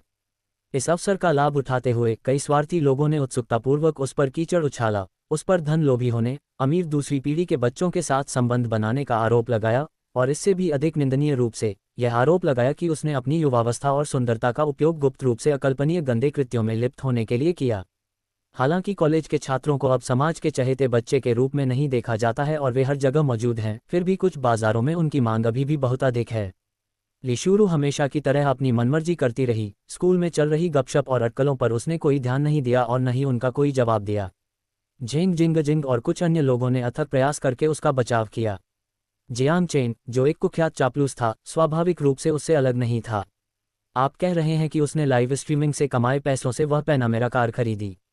लुओ पेंग को विश्वास नहीं हुआ। जेनलुन, तुम मजाक तो नहीं कर रहे हो ना? क्या लाइव स्ट्रीमिंग से वाकई इतनी कमाई हो सकती है? भाई झेली ने भी अपनी शंका व्यक्त की। आपको तो इस मामले की जानकारी ही नहीं है। जियांग चेन अलमारी से टेक लगाकर बेपरवाही से बोली, कहावत है ना, अचानक मिले धन को देखकर तो सूअ भी उड़ने लगते हैं। हम सोशल मीडिया के युग में जी रहे हैं। अब बात सिर्फ लाखों की नहीं रही, आप हर जगह इस कारोबार से अरबपति बनते देख सकते हैं। मुझे इस बात पर यकीन है, लेकिन ये तो टॉप स्ट्रीमर हैं। ली शूरू के तो सिर्फ 1 लाख के आसपास प्रशंसक हैं, भला वो इतनी कमाई कैसे कर सकती है? लुओ पेंग को अभी भी समझ नहीं आया। सोशल मीडिया निस्संदेह आज के समय का खजाना है और यह बात हर कोई समझता है। हालांकि उद्योग कितना भी लोकप्रिय क्यों न हो, 80/20 का नियम कभी विफल नहीं होता। अगर एक छोटा मोटा स्ट्रीमर भी खूब पैसा कमा सकता है तो फिर किसी और नौकरी की क्या जरूरत? सभी लोग लाइव स्ट्रीमिंग शुरू कर देंगे। एक बार फिर से देख लीजिए। जियांग चेन द्वारा याद दिलाए जाने पर लुओ पेंग ने उत्सुकता से अपना फोन निकाला, स्टाररीज का ऐप खोला और फॉलो लिस्ट से ली शूरू के अकाउंट पर क्लिक किया। उन आंकड़ों को देखकर वह चौंक गया। अरे बाप रे, उसके लगभग 3 लाख प्रशंसक होने वाले हैं। उन्होंने आखिरी बार 1 या 2 हफ्ते पहले ही जांच की थी। लुओ पेंग अचंभित था। तुम्हें देखो, तुमने कभी दुनिया नहीं देखी। क्या आपको ये कहावत नहीं पता, 3 दिन बाद ही किसी व्यक्ति को नए नज़रिए से देखना चाहिए? कुछ उभरते हुए कंटेंट क्रिएटर्स के लिए सिर्फ एक वीडियो से 10 लाख फॉलोअर्स हासिल करना आम बात है, इसमें कोई हैरानी की बात नहीं है, जियांग चेन ने थोड़ी उदासीनता के साथ कहा। जिस तरह से हालात चल रहे हैं, ली शूरू के इंटरनेट पर एक बड़ी हस्ती बनने में बस कुछ ही समय बाकी है। उनकी लगातार बातें सुनकर ली शाओ खुद को बोलने से रोक नहीं पाए और चतुराई से बोली, जियांग चेन, क्या आपको बहुत दबाव महसूस नहीं हो रहा है? हालांकि किसी ऐसे व्यक्ति का होना अच्छी बात है जिसे आप पसंद करते हैं और जो असाधारण है, लेकिन हर चीज़ का एक दूसरा पहलू भी होता है। जब कोई व्यक्ति अत्यधिक असाधारण हो जाता है तो यह एक बुरी बात बन जाती है। आखिरकार कोई व्यक्ति जितना अधिक उत्कृष्ट होगा, उसके आसपास उतने ही अधिक लोग होंगे और प्रतिस्पर्धा उतनी ही तीव्र हो जाएगी। अपने लिए रास्ता बनाना अब और भी मुश्किल हो जाएगा। लुओ पेंग ने अपना फ़ोन नीचे रख दिया और जियांग चेन के संभावित दुर्भाग्य से आनंद लेने लगा। हाँ, इसमें गर्व करने जैसी क्या बात है? ली शूरू जितनी अधिक सफल होगी, उसके मानदंड उतने ही ऊंचे होते जाएंगे। जियांग चेन, अगर मैं तुम्हारी जगह होता तो मैं खुद को बदकिस्मत महसूस करता। ये तो सरासर संकीर्ण सोच है। जियांग चेन बिल्कुल भी विचलित नहीं हुआ, पूरी तरह से बेफिक्र था और आत्मविश्वास से बोला, वह जितनी अधिक उत्कृष्ट होगी, जब मैं उसका पीछा करूंगा तो मैं उतना ही अधिक सम्मान बचा पाऊंगा और उतना ही अधिक गौरवशाली होऊंगा। लुओ पेंग के होंठ फड़कने लगे। ली शाओ अवाक रह गया। जियांग चेन की विचार प्रक्रिया वास्तव में अद्वितीय थी। उन्होंने जो कहा वह गलत नहीं था, उनका तर्क वास्तव में ठोस था। लेकिन मुख्य बात यह है, क्या तुम उसे मना भी सकते हो? मुझे तो सुपरमॉडल से डेट करने का मन कर रहा है, हद हो गई। इससे मुझे और भी ज्यादा शेखी बघारने का मौका मिलेगा। लुओ पेंग ने मन ही मन कुछ बुदबुदाया। ज़ेनलुन, एक और खबर है, क्या तुमने सुनी है? भाई ज़ेली ने अपना चश्मा ठीक किया। अगर आप मुझे नहीं बताएंगे तो मुझे कैसे पता चलेगा कि मैंने इसे सुना है या नहीं? मैंने सुन लिया, भाई झेली ने धीमी और लगभग सावधानी से कहा। एकियान और लियांग जेनलिन का ब्रेकअप हो रहा है।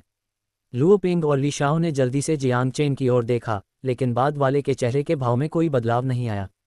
कैंपस के प्रेम प्रसंग ऐसे ही होते हैं, ब्रेकअप और पैचअप आम बात है। छोटी बाई, तुम कब से इतनी चुगली करने वाली बन गई?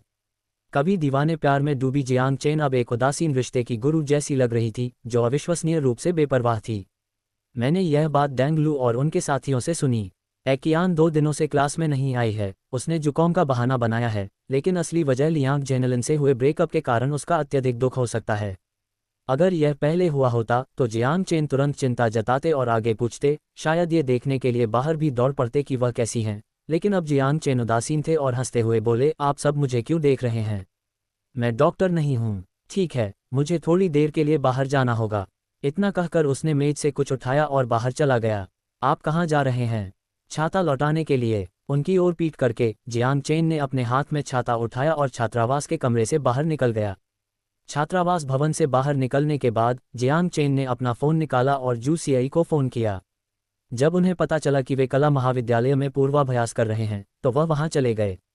कला महाविद्यालय के प्रवेश द्वार पर बहुत सारी कारें खड़ी थीं।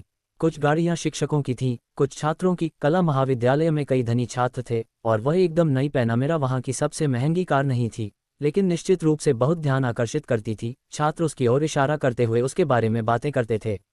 ली शुरू निश्चित रूप से व्यक्तित्ववान थे।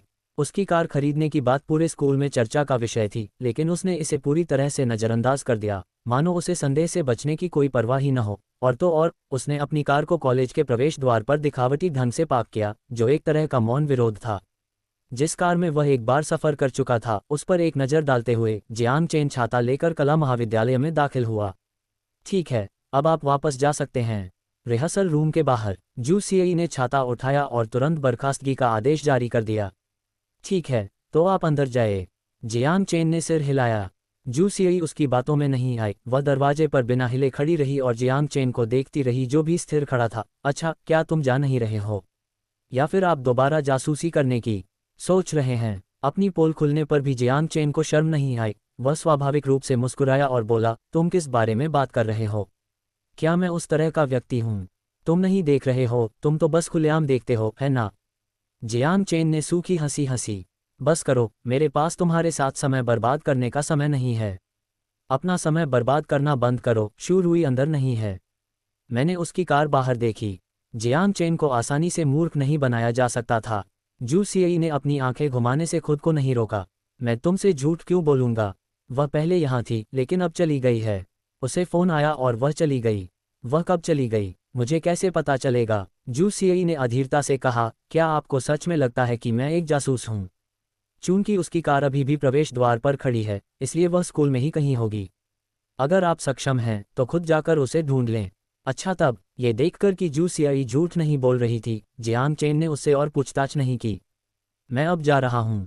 जू सियाई ने कुछ भी बोलने की जहमत नहीं उठाए और बस अपना हाथ हिला दिया। अरे हाँ। कुछ ही दूरी पर जियांग चेन अचानक रुक गया, जैसे उसे कुछ याद आया हो, और पीछे मुड़ा, लेकिन जू सियाई पहले ही जा चुकी थी, रिहर्सल रूम में वापस। जियांग चेन को अपने शब्द निगलने के अलावा कुछ नहीं करना पड़ा और वह मुड़कर बाहर जाने लगा।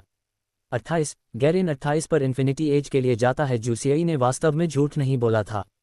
ली शुरू रिहर्सल नहीं कर रही थी, बल्कि किसी के साथ कॉफ़ी पी रही थी। आपको शू रुई कहकर बुलाने से कोई परेशानी तो नहीं होती, है ना? ली शुरू के सामने बैठी हुई व्यक्ति कोई और नहीं बल्कि एकियान थी। हालांकि उसने कुछ दिनों की छुट्टी ली थी, लेकिन ऐसा लग रहा था कि वह उस सप्ताहांत हुई भारी बारिश से अभी तक उबर नहीं पाई थी और कुछ थकी हुई सी दिख रही थी। सीनियर, क्या आपको मुझसे कुछ चाहिए? ली शुरू के चेहरे पर कोई भाव नहीं था, मानो उसने उस रात कुछ देखा ही न हो। एकियान ने सीधे सीधे बात कही। कुछ क्षणों की चुप्पी और एक गहरी सांस लेने के बाद उसने सीधे उस कनिष्ठ छात्र की ओर देखा जो पूरे कला संकाय को मात दे रहा था। तो मैं साफ साफ कह देता हूँ, मैं यहाँ जियांग चेन के लिए आया हूँ। ली शूरू की निगाहों में आश्चर्य की झलक दिखाई दी। मैं सीनियर जियांग से परिचित नहीं हूँ। अगर यह उनके बारे में है तो मुझे खेद है कि आपने गलत व्यक्ति से संपर्क किया है, सीनियर। मैंने गलत व्यक्ति को नहीं पकड़ा है। जियांग चेन अब तुम्हारा पीछा कर रहा है ना? ली शूरू ने न तो पुष्टि की और न ही इनकार किया, अपने सामने रखी कॉफ़ी को ठंडा होने दिया और कहा, मुझे आपकी बात समझ नहीं आई, सीनियर। शूरुई, यहाँ और कोई नहीं है। तुम समझदार हो, तुम्हें पता होना चाहिए कि मैं किस बारे में बात कर रहा हूँ। माफ़ कीजिए, मुझे सच में समझ नहीं आया। ये सुनकर एक्यान ने थोड़ा सा माथा सिकोड़ा। क्या दूसरा पक्ष जानबूझकर अनजान बनने का नाटक कर रहा था और उसकी गरिमा को पूरी तरह से कुचलने की कोशिश कर रहा था? लेकिन चूंकि उसने ये कॉल करने का फैसला किया था, इसलिए वह तैयार भी थी। मुझे उम्मीद है कि आप जियांग चेन को मुझे वापस दे देंगे। ली शूरू चौंक गई, उसके शांत और मनमोहक चेहरे पर आश्चर्य का एक स्पष्ट भाव दिखाई दिया। जियांग चेन को मुझे वापस दे दो। ये शब्द सुनने में जैसे कोई वैध पत्नी अपने पति पर अपना अधिकार जताने आती है। हालांकि दूसरे पक्ष का उद्देश्य वास्तव में अप्रत्याशित था। कुछ पल के सदमे के बाद ली शूरू ने ठंडे स्वर में जवाब दिया, अब उन्हें सीनियर जियांग कहकर संबोधित नहीं किया। सीनियर, मेरा जियांग चेन से कोई संबंध नहीं है। इस बारे में मुझसे बात करना कुछ हद तक अनुचित लगता है। बिल्कुल भी कोई रिश्ता नहीं है। एक्यान हल्के से हंसी। अब तो वो तुम्हें पसंद करने लगा है ना? यह मेरे लिए अप्रासंगिक है। ली शूरू स्पष्टवादी और दृढ़ निश्चयी थी और उन्होंने अपने स्वयं के दृष्टिकोण को भी प्रकट किया। ये देखकर एक्यान को कुछ राहत महसूस हुई। मुझे पता है कि आपको उसमें दिलचस्पी नहीं होगी। आप असाधारण हैं और आपके पास इससे बेहतर कई विकल्प हैं। लेकिन मैं जियांग चेन को समझता हूँ। वह एक ऐसा व्यक्ति है जो अपने सिद्धांतों पर अडिग रहता है। एक बार जब वह किसी को पसंद कर लेता है तो वह बाकी सब बातों की परवाह किए बिना उसके साथ अच्छा व्यवहार करेगा और वह आसानी से नहीं बदलेगा। ली शूरू को कुछ संकेत मिले और भले ही यह उसका निजी मामला नहीं था, फिर भी वह धीरे से पूछे बिना नहीं रह सकी, क्या तुम्हारा और लियांग जेनलिन का ब्रेकअप हो गया है? क्या तुमने उस दिन सब कुछ नहीं देखा? एक्यान ने सीधे जवाब नहीं दिया। उसकी आंखों में उदासी उमड़ आई और उसने आत्मव्यंग्य के साथ कहा, उसने मुझे कभी अपनी प्रेमिका नहीं माना। मेरे साथ संबंध बनाने के बाद भी वह दूसरी लड़कियों के साथ मौज मस्ती करता रहा। ली शूरू ने अपनी कॉफ़ी की एक घूंट ली। ऐसा प्रतीत हुआ कि उस रात वी गुड के साथ हुई घटना ने लड़की को वास्तव में गहरा आघात पहुंचाया था, इतना गहरा कि उसे एक एहसास हुआ और उसने खोए हुए प्यार को वापस पाने के लिए रोटी छोड़ देने का फैसला किया। लेकिन क्या इस दुनिया में पछतावे की कोई गोली होती है? वरिष्ठ महोदय, मुझे लगता है कि ये शब्द जियांग चेन से कहे जाने चाहिए, मुझसे नहीं। मैं इस मामले में आपकी मदद नहीं कर सकता। तुम कर सकते हो। एक्यान की आवाज़ अचानक ऊंची हो गई और वह ली शूरू को ध्यान से देखने लगी। अगर आप जियांग चेन को हार मानने पर मजबूर कर देंगे तभी वह सचमुच पीछे हटेगा। आपके लिए जियांग चेन पूरी तरह से अप्रासंगिक है और उसका पीछा करना केवल आपको परेशान कर सकता है। उससे छुटकारा पाना आपके लिए भी अच्छा ही होगा, है ना? ली शूरू चुप रही। अभी कुछ देर पहले उसने खुद को होशियार होने के लिए सराहा, लेकिन वास्तव में ये वरिष्ठ उससे भी कहीं अधिक आश्चर्यजनक रूप से चतुर थी। वह अच्छी तरह जानती थी कि जियांग चेन अब पहले की तरह भोला नहीं रहा, कि वह अब उसे अपनी मर्जी से नियंत्रित नहीं कर सकती, और इसीलिए वह उसके पास आई थी। वरिष्ठ महोदय, मैंने उन्हें पहले ही एक से अधिक बार अस्वीकार कर दिया है। ये पर्याप्त नहीं है, एक्यान ने जल्दबाजी में कहा। आपको कोई ऐसा तरीका ढूंढना होगा जिससे वह पूरी तरह से उम्मीद छोड़ दे। ली शूरू ने अपनी भौहें सिकुड़ी। उन दोनों के बीच बहुत कम जान पहचान थी और उसका मुलाकात के लिए सहमत होना ही काफ़ी था, लेकिन दूसरा पक्ष आक्रामक ढंग से दबाव डाल रहा था, मानो उसे कोई आदेश दे रहा हो। तुम्हारे और जियांग चेन के बीच जो कुछ भी होता है वह तुम्हारा निजी मामला है और इससे मेरा कोई लेना देना नहीं है। मैं इसमें शामिल नहीं होना चाहता। मुझे कुछ काम है, इसलिए मैं जा रहा हूँ। ली शूरू को कोई आसानी से दबा नहीं सकता था। उसने अपना गुची बैग उठाया और जाने के लिए तैयार होकर खड़ी हो गई। ली शूरू, तुम्हें पहले ही बहुत कुछ मिल चुका है। तुम्हें पसंद करने वाले बहुत सारे लड़के हैं और तुम काम में बहुत सफल हो। आप जियांग चेन को क्यों नहीं छोड़ पा रहे हैं? क्या तुम्हें दूसरों से चीज़ें छीनना इतना पसंद है? एक्यान ने अपने आप पर नियंत्रण खो दिया और उसे घूर घूर कर देखने लगी। ली शूरू अचानक रुक गई, फिर हंस पड़ी। उसने एक्यान से झगड़ालू औरत की तरह बहस नहीं की। वरिष्ठ महोदय, दूसरों पर सवाल उठाने से पहले आपको खुद से पूछना चाहिए, क्या मैंने तुम्हारा सामान छीन लिया? अगर ऐसा होता भी तो क्या ये मुझे आपने खुद नहीं दिए थे? ये सचमुच एक खामोश और समीक्षकों द्वारा सराही गई हिट फिल्म थी। एक्यान का चेहरा पल भर में बिगड़ गया। ली शूरू शांत और संयमित रहीं। वरिष्ठ, मैं आपसे एक और सवाल पूछना चाहता हूँ, क्या जियांग चेन वास्तव में आपकी नज़र में एक भरोसेमंद ठिकाना है या वह केवल घावों को भरने के लिए एक अस्थायी आश्रय है? एकियान के जवाब का इंतजार किए बिना लिशुरू ने अपने बैग से 100 युआन का नोट निकाला और उसे मेज पर रख दिया। ये खाना मेरी तरफ से है। फिर वह मुड़ी और चली गई। वाह! स्कूल के कुछ छात्रों द्वारा शुरू किए गए कैफे से बाहर निकलते हुए लिशुरू ने एक लंबी सांस ली, अपना सिर हिलाया और खिलखिलाकर हंस पड़ी। ये सचमुच बेतुका था। दरअसल उसका एक ऐसे आदमी को लेकर एक महिला से झगड़ा हो गया जिसका उससे कोई लेना देना नहीं था। अगर यह बात बाहर फैल गई तो वह अपना नाम साफ नहीं कर पाएगी, चाहे वह पीली नदी में कूद ही क्यों न जाए।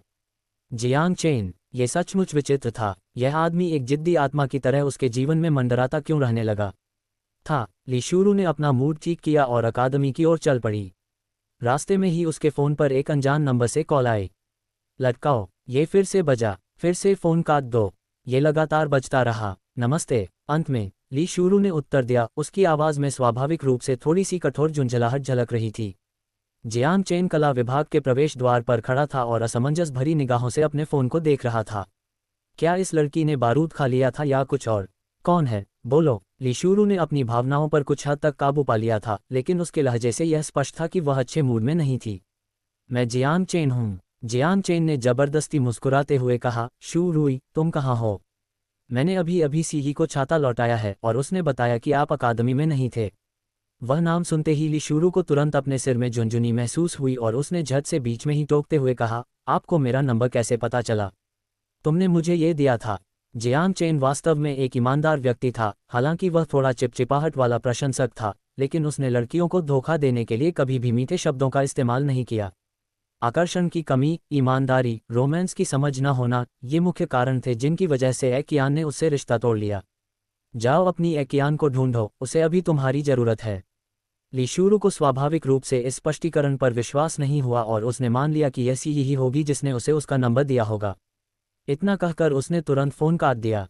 नमस्ते नमस्ते। जियांग चेन अचंभित रह गया और उसने दोबारा कॉल करने की कोशिश की, लेकिन पता चला कि उसे ब्लॉक कर दिया गया था।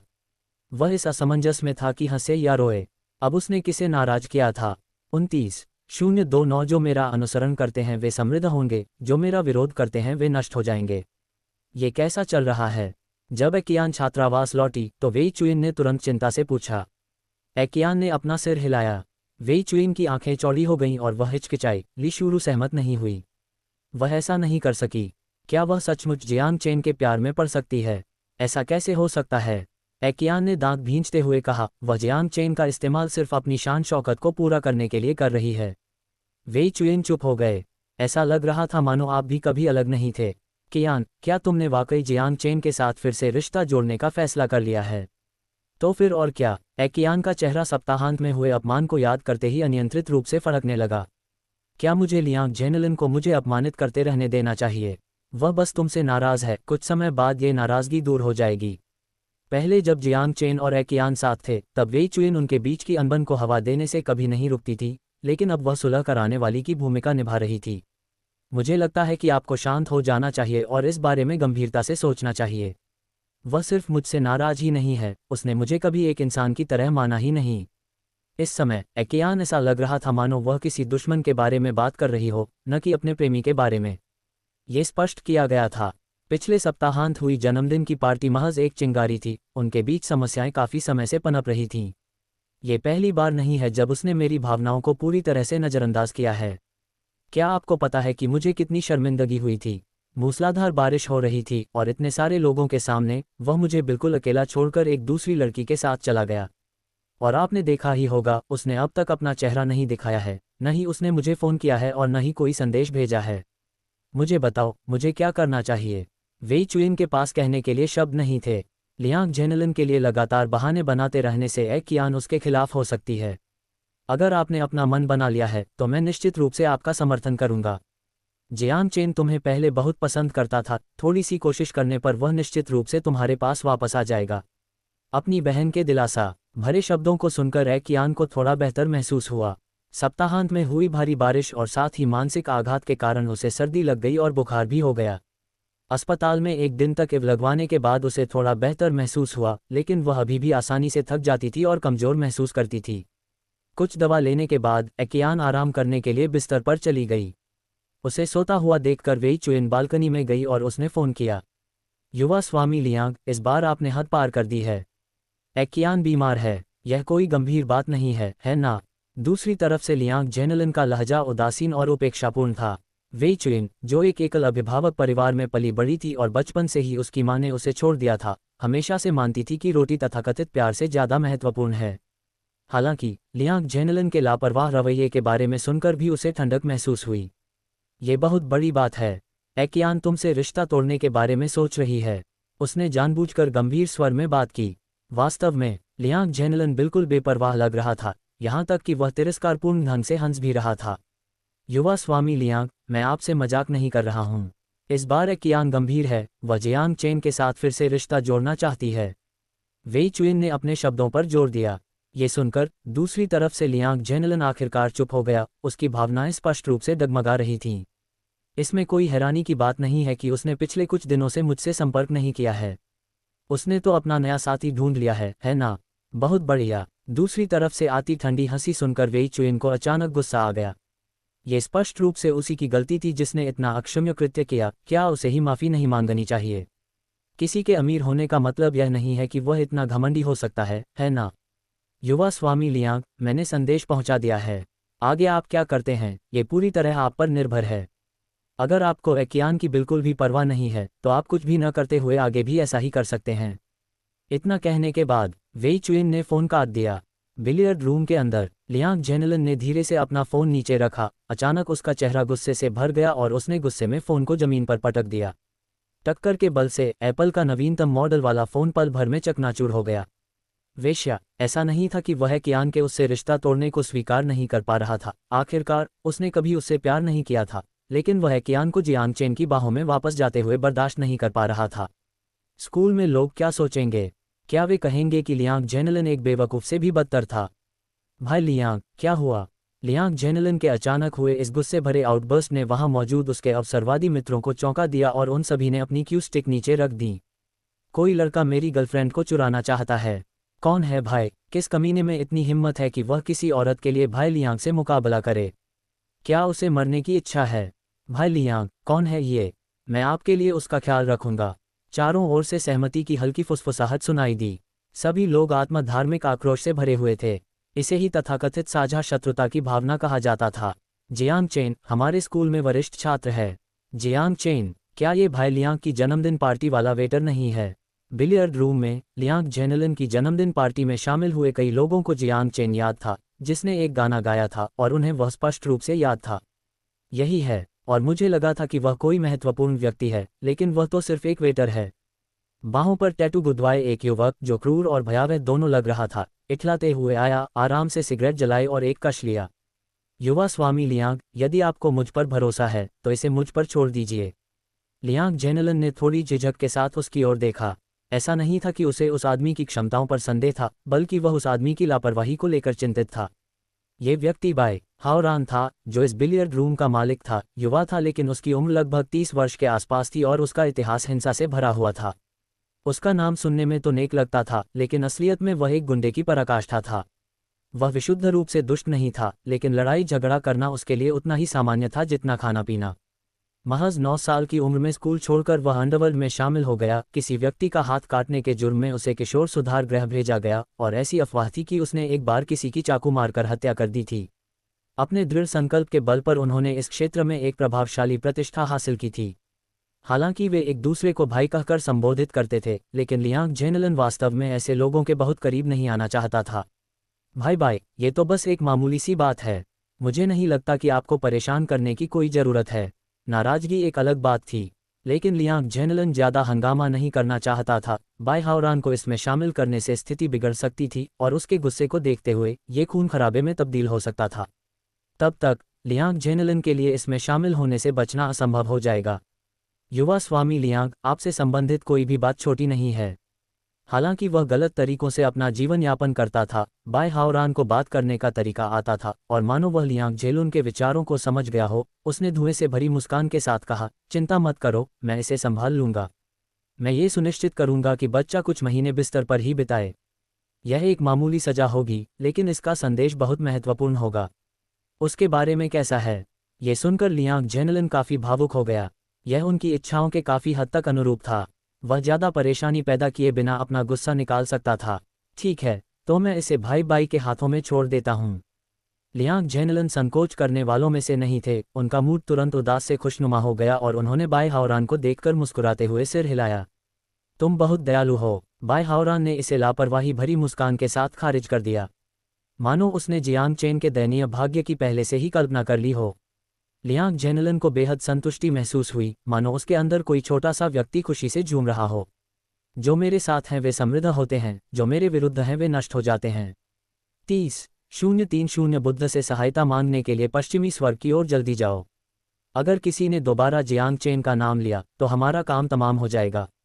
छात्रावास में लिशुरु का लाइव स्ट्रीम देखते हुए झेंग जिंग सूरजमुखी के बीच चबा रही थी, उसकी निगाहें संदेह से भरी थीं। अरे, जियांग चेन ने ऐसा क्या किया जिससे शूरुई नाराज हो गई? मेरी तरफ मत देखो, मुझे नहीं पता। गोरान ने झट से अपना सिर हिलाया। मुझे भी कोई जानकारी नहीं है। इससे पहले कि झेंग जिंग की नज़र उस पर पड़ती, जू सियई ने बोलने की पहल की। ये तो वाकई अजीब है, क्या इस सप्ताहांत सब कुछ ठीक नहीं था? झेंग जिंग हैरान थी, क्योंकि शूरुई उस दोपहर काफ़ी परेशान होकर छात्रावास लौटी थी और उसने बहुत गंभीरता से उन्हें एक निषेध जारी किया था जिसमें उसकी उपस्थिति में जियांग चेन का नाम लेने से मना किया गया था। ऐसा पहले कभी नहीं हुआ था। शूरुई को गुस्सा दिलाने की क्षमता रखने के लिए जियांग चेन के पास वाकई कुछ खास हुनर होना चाहिए। झेंग जिंग बुदबुदाया। क्रोध भावनात्मक उतार चढ़ाव का संकेत है और भावनात्मक उतार चढ़ाव का मतलब है कि दूसरा व्यक्ति अब महत्वहीन नहीं रह गया है। इसलिए कभी कभी किसी लड़की को गुस्सा दिलाना भी प्रगति का संकेत हो सकता है।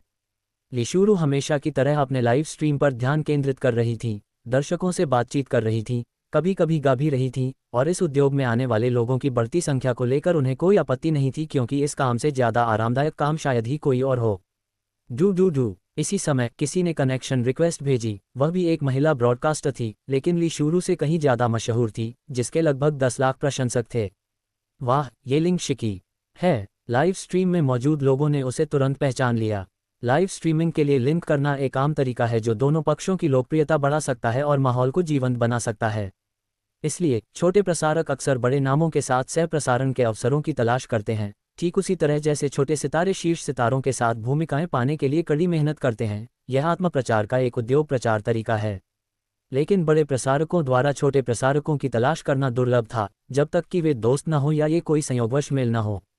लिंग शिकी की ओर से कनेक्शन रिक्वेस्ट देखकर लिशुरु भी हैरान रह गई, लेकिन उसने रिक्वेस्ट स्वीकार कर ली। कुछ ही देर में स्क्रीन 2 हिस्सों में बंट गई, जिसमें एक और महिला प्रसारक दिखाई दी जिसने स्ट्रैपलेस ड्रेस पहनी हुई थी और उसके बालों में एयर बैंग्स थे। उसका मेकअप बाबी डॉल जैसा था। हाय शूरुई, बहुत दिनों बाद मिले। दूसरे पक्ष ने लिशुरु का गर्मजोशी से स्वागत किया। लिंग शिकी अपने कॉस्ट्यूम और कॉस्प्ले वीडियो के माध्यम से प्रसिद्ध हुईं, जो उनकी मासूमियत और मोहकता के मिश्रण से अक्सर पुरुषों के जी स्पॉट को सहजता से उत्तेजित करते हैं, एक देवदूत और एक दानव का मिश्रण। वे इससे पहले एक बार मिल चुके थे, लेकिन वह एक आकस्मिक मुलाकात थी। स्कूल में लिशुरु एक अभिमानी देवी थी जो हर किसी को नीचा दिखा सकती थी, लेकिन लिंग शिकी के सामने उसके सारे गुण पल भर में गायब होते हुए प्रतीत हुए, यहाँ तक कि वह बेवजह घबरा भी गई। किसी भी उद्योग में पदानुक्रम और शक्ति को महत्व दिया जाता है, और स्व मीडिया भी इसका अपवाद नहीं है। उसके लाइव स्ट्रीम को 20,000 से अधिक लोग देख रहे थे, जबकि लिंग शिकी के लाइव स्ट्रीम को लगभग 1 लाख लोग देख रहे थे। दोनों में कोई तुलना ही नहीं थी। बिल्कुल, उनके पहले संपर्क की तुलना में उनके बीच का अंतर निस्संदेह कम हो गया था। आखिरकार उस समय लिंग शिकी ने 1 मिनट से भी कम समय में संपर्क तोड़ दिया था, लेकिन इस बार उसने पहल करके संपर्क किया और वह बहुत परिचित लग रही थी। शूरुई, बधाई हो, 100 वर्षों तक संरक्षकता निभाना वास्तव में सराहनीय है। लिंग शिकी इतनी अजीब आवाज में क्यों बात कर रही है? झेंग जिंग और बाकी लड़कियां भी अपने फ़ोन पर लिशुरु का लाइव स्ट्रीम देख रही थीं। मैं उसे जानती हूँ, ऐसा लगता है कि मशहूर होने से पहले उसका अतीत काफ़ी विवादों से भरा रहा था।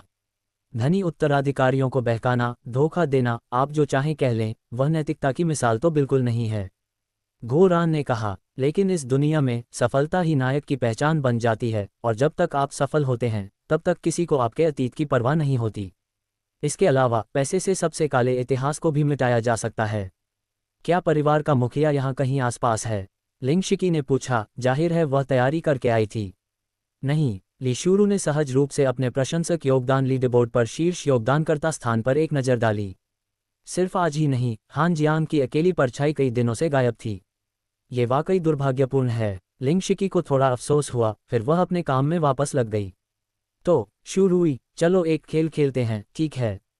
जो भी हारेगा उसे अपने चेहरे पर कछुआ बनाना होगा। कैसा रहेगा? गेम खेलना दरअसल यह एक चुनौती का संकेत है। यह मेजबानों के लिए आय अर्जित करने का एक तरीका है। एक पीके के दौरान एक होस्ट विभिन्न प्रकार के गेम खेलकर प्रशंसकों को उपहार भेजने के लिए प्रोत्साहित करता है और निर्धारित समय के अंत में जिस होस्ट को सबसे अधिक उपहार प्राप्त होते हैं वह जीत जाता है। सम्मान की भावना से प्रेरित होकर प्रशंसक आमतौर पर अपने पसंदीदा मेजबान को जीतने में मदद करने के लिए उदारतापूर्वक दान करते हैं। इसलिए किसी पेनल्टी शूटआउट का परिणाम काफ़ी हद तक प्रशंसकों की संख्या पर निर्भर करता है। ये लिंक शिकी वाकई में बहुत शातिर है। क्या ये सिर्फ लोगों का मनोबल गिराने के लिए नहीं है? झेंग जिंगजिंग ने तीव्र आक्रोश व्यक्त किया। लगभग 10 लाख फॉलोअर्स वाले एक एंकर का मुकाबला 3 लाख से भी कम फॉलोअर्स वाले एक एंकर से हो रहा है। इसका नतीजा तो कोई भी अंदाजा लगा सकता है। उसे जरूर जलन हो रही होगी कि शू रुई के लाइव ब्रॉडकास्ट रूम में कोई 100 साल के लिए संरक्षक बन गया है। गो रान को लाइव स्ट्रीमिंग उद्योग के इतने प्रतिस्पर्धी होने की उम्मीद नहीं थी। ये तो स्वाभाविक है, इतने धनी प्रशंसक तो पूरे ब्रह्मांड में भी दुर्लभ हैं। भला कौन ईर्ष्या नहीं करेगा? जू सियई अपने फ़ोन को देख रही थी। ली शूरू के पास कोई और विकल्प न होने के कारण उसने चुनौती स्वीकार कर ली और स्क्रीन के दोनों ओर एक संख्यात्मक मान पट्टी दिखाई दी जो प्रशंसकों द्वारा दिए गए उपहारों और लाइक्स को स्टार ग्लो पॉइंट्स में बदल देती थी, जिसे सभी देख सकते थे। वास्तविक अंतर वास्तव में बहुत बड़ा था। चाहे प्रशंसकों का समर्थन हो या ऑनलाइन दर्शक, लिंक शिकी ली शूरू को पछाड़ रही थी। पीके शुरू होने के 1 मिनट के भीतर ही स्क्रीन पर तरह तरह के उपहारों की बाढ़ आ गई और लिंक शिकी स्टार ग्लो पॉइंट्स में काफ़ी आगे निकल गई। ली शूरू की तरफ अमीर युवा संरक्षक जैसे ताकतवर नेताओं के नेतृत्व के बावजूद उनकी संख्या कम थी और वे असहाय होकर देखते रहे क्योंकि अंतर बढ़ता जा रहा था और वे तेजी से हतोत्साहित होते जा रहे थे। इंटरनेट पर लाखों प्रशंसकों वाली सेलिब्रिटी लिंक शिकी का जबरदस्त प्रभाव था, जिससे बड़ी संख्या में लोग उनके लाइव स्ट्रीम की ओर आकर्षित हुए, जिसके ऑनलाइन दर्शकों की संख्या अब 1 लाख का आंकड़ा पार कर चुकी थी। इस बीच ली शूरू के पास केवल 29,000 ही थे। यंत्र के लिए जियांग चेन, आपका धन्यवाद। हवाई जहाज के लिए धन्यवाद भाई जाओ। वाह क्या मेला है। बॉस सन तो बड़े उदार हैं। लिंक शिकी की मुस्कान फूल की तरह खिल रही थी और वह कैमरे की ओर फ्लाइंग किस भेज रही थी। दोनों स्टार ग्लो बार के बीच का गहरा अंतर हर मिनट और भी स्पष्ट होता जा रहा था और ली शूरू के लाइव प्रसारण कक्ष में मौजूद प्रशंसक चिंतित और परेशान थे। हालांकि पीके को खोने का व्यावहारिक रूप से कोई खास महत्व नहीं था, लेकिन ये सम्मान का प्रतीक था। आप सभी से अनुरोध है कि अब और उपहार न भेजें। आपके सहयोग के लिए धन्यवाद। शायद अपरिहार्य हार को भांपते हुए ली शूरू ने वास्तव में अपने प्रशंसकों से उपहार भेजना बंद करने का आग्रह किया। मेज़बान, आप हार नहीं मान सकते। ठीक है, अगर तुम हार गए तो तुम्हें अपने चेहरे पर कछुआ बनाना पड़ेगा। धिक्कार है, वे हमें इसलिए परेशान कर रहे हैं क्योंकि उनके पास ज़्यादा लोग हैं। यह अन्याय है। धनी युवा संरक्षक, अभी आत्मसमर्पण करना बहुत जल्दबाजी होगी। रिच यंग पैट्रन, बिल्कुल सही है। अमीर युवा संरक्षक का समर्थन करें। कभी हार न मानना। वहाँ के माहौल से प्रेरित होकर कई ऐसे लोग जो आमतौर पर मुफ्त में लाभ उठाते थे, उन्होंने भी अपने खातों में पैसे जमा करना शुरू कर दिया। बोर राइस फैन ने लव बाइसिकल भेजी। लंगड़ा चीता ने स्वप्न महल भेजा। वाब्लेज ने इंद्रधनुषी गुलाबों का गुलदस्ता भेजा। प्रशंसकों ने अपनी तरफ से पूरी कोशिश की, लेकिन लिंक शिकी के असंख्य समर्थकों की तुलना में उनके प्रयास ऊँट के मुंह में जीरा के समान थे। शू रुई हारने वाला है। झेंग जिंगजिंग उदास दिख रही थी। मेजबान, अब और संकोच न करें, जल्दी करें और बुद्ध से सहायता की प्रार्थना करें। उस पल में प्रिजर्व्ड एग सुपरमैन नाम के एक प्रशंसक का संदेश बिजली की तरह आया और पूरे लाइव प्रसारण कक्ष का ध्यान अपनी ओर खींच लिया। ठीक है, जल्दी करो और बुद्ध से मदद की गुहार लगाओ। जल्दी करो और बुद्ध से मदद की गुहार लगाओ। ली शूरू के लाइव प्रसारण कक्ष में भी यही संदेश आने लगा। क्या तुम पागल हो गए हो? बुद्ध से प्रार्थना कर रहे हैं, मूर्खों का झुंड। लिंक शिकी के श्रोताओं ने उपहास और तिरस्कार से भरे स्वर में अपनी जीत का प्रदर्शन किया।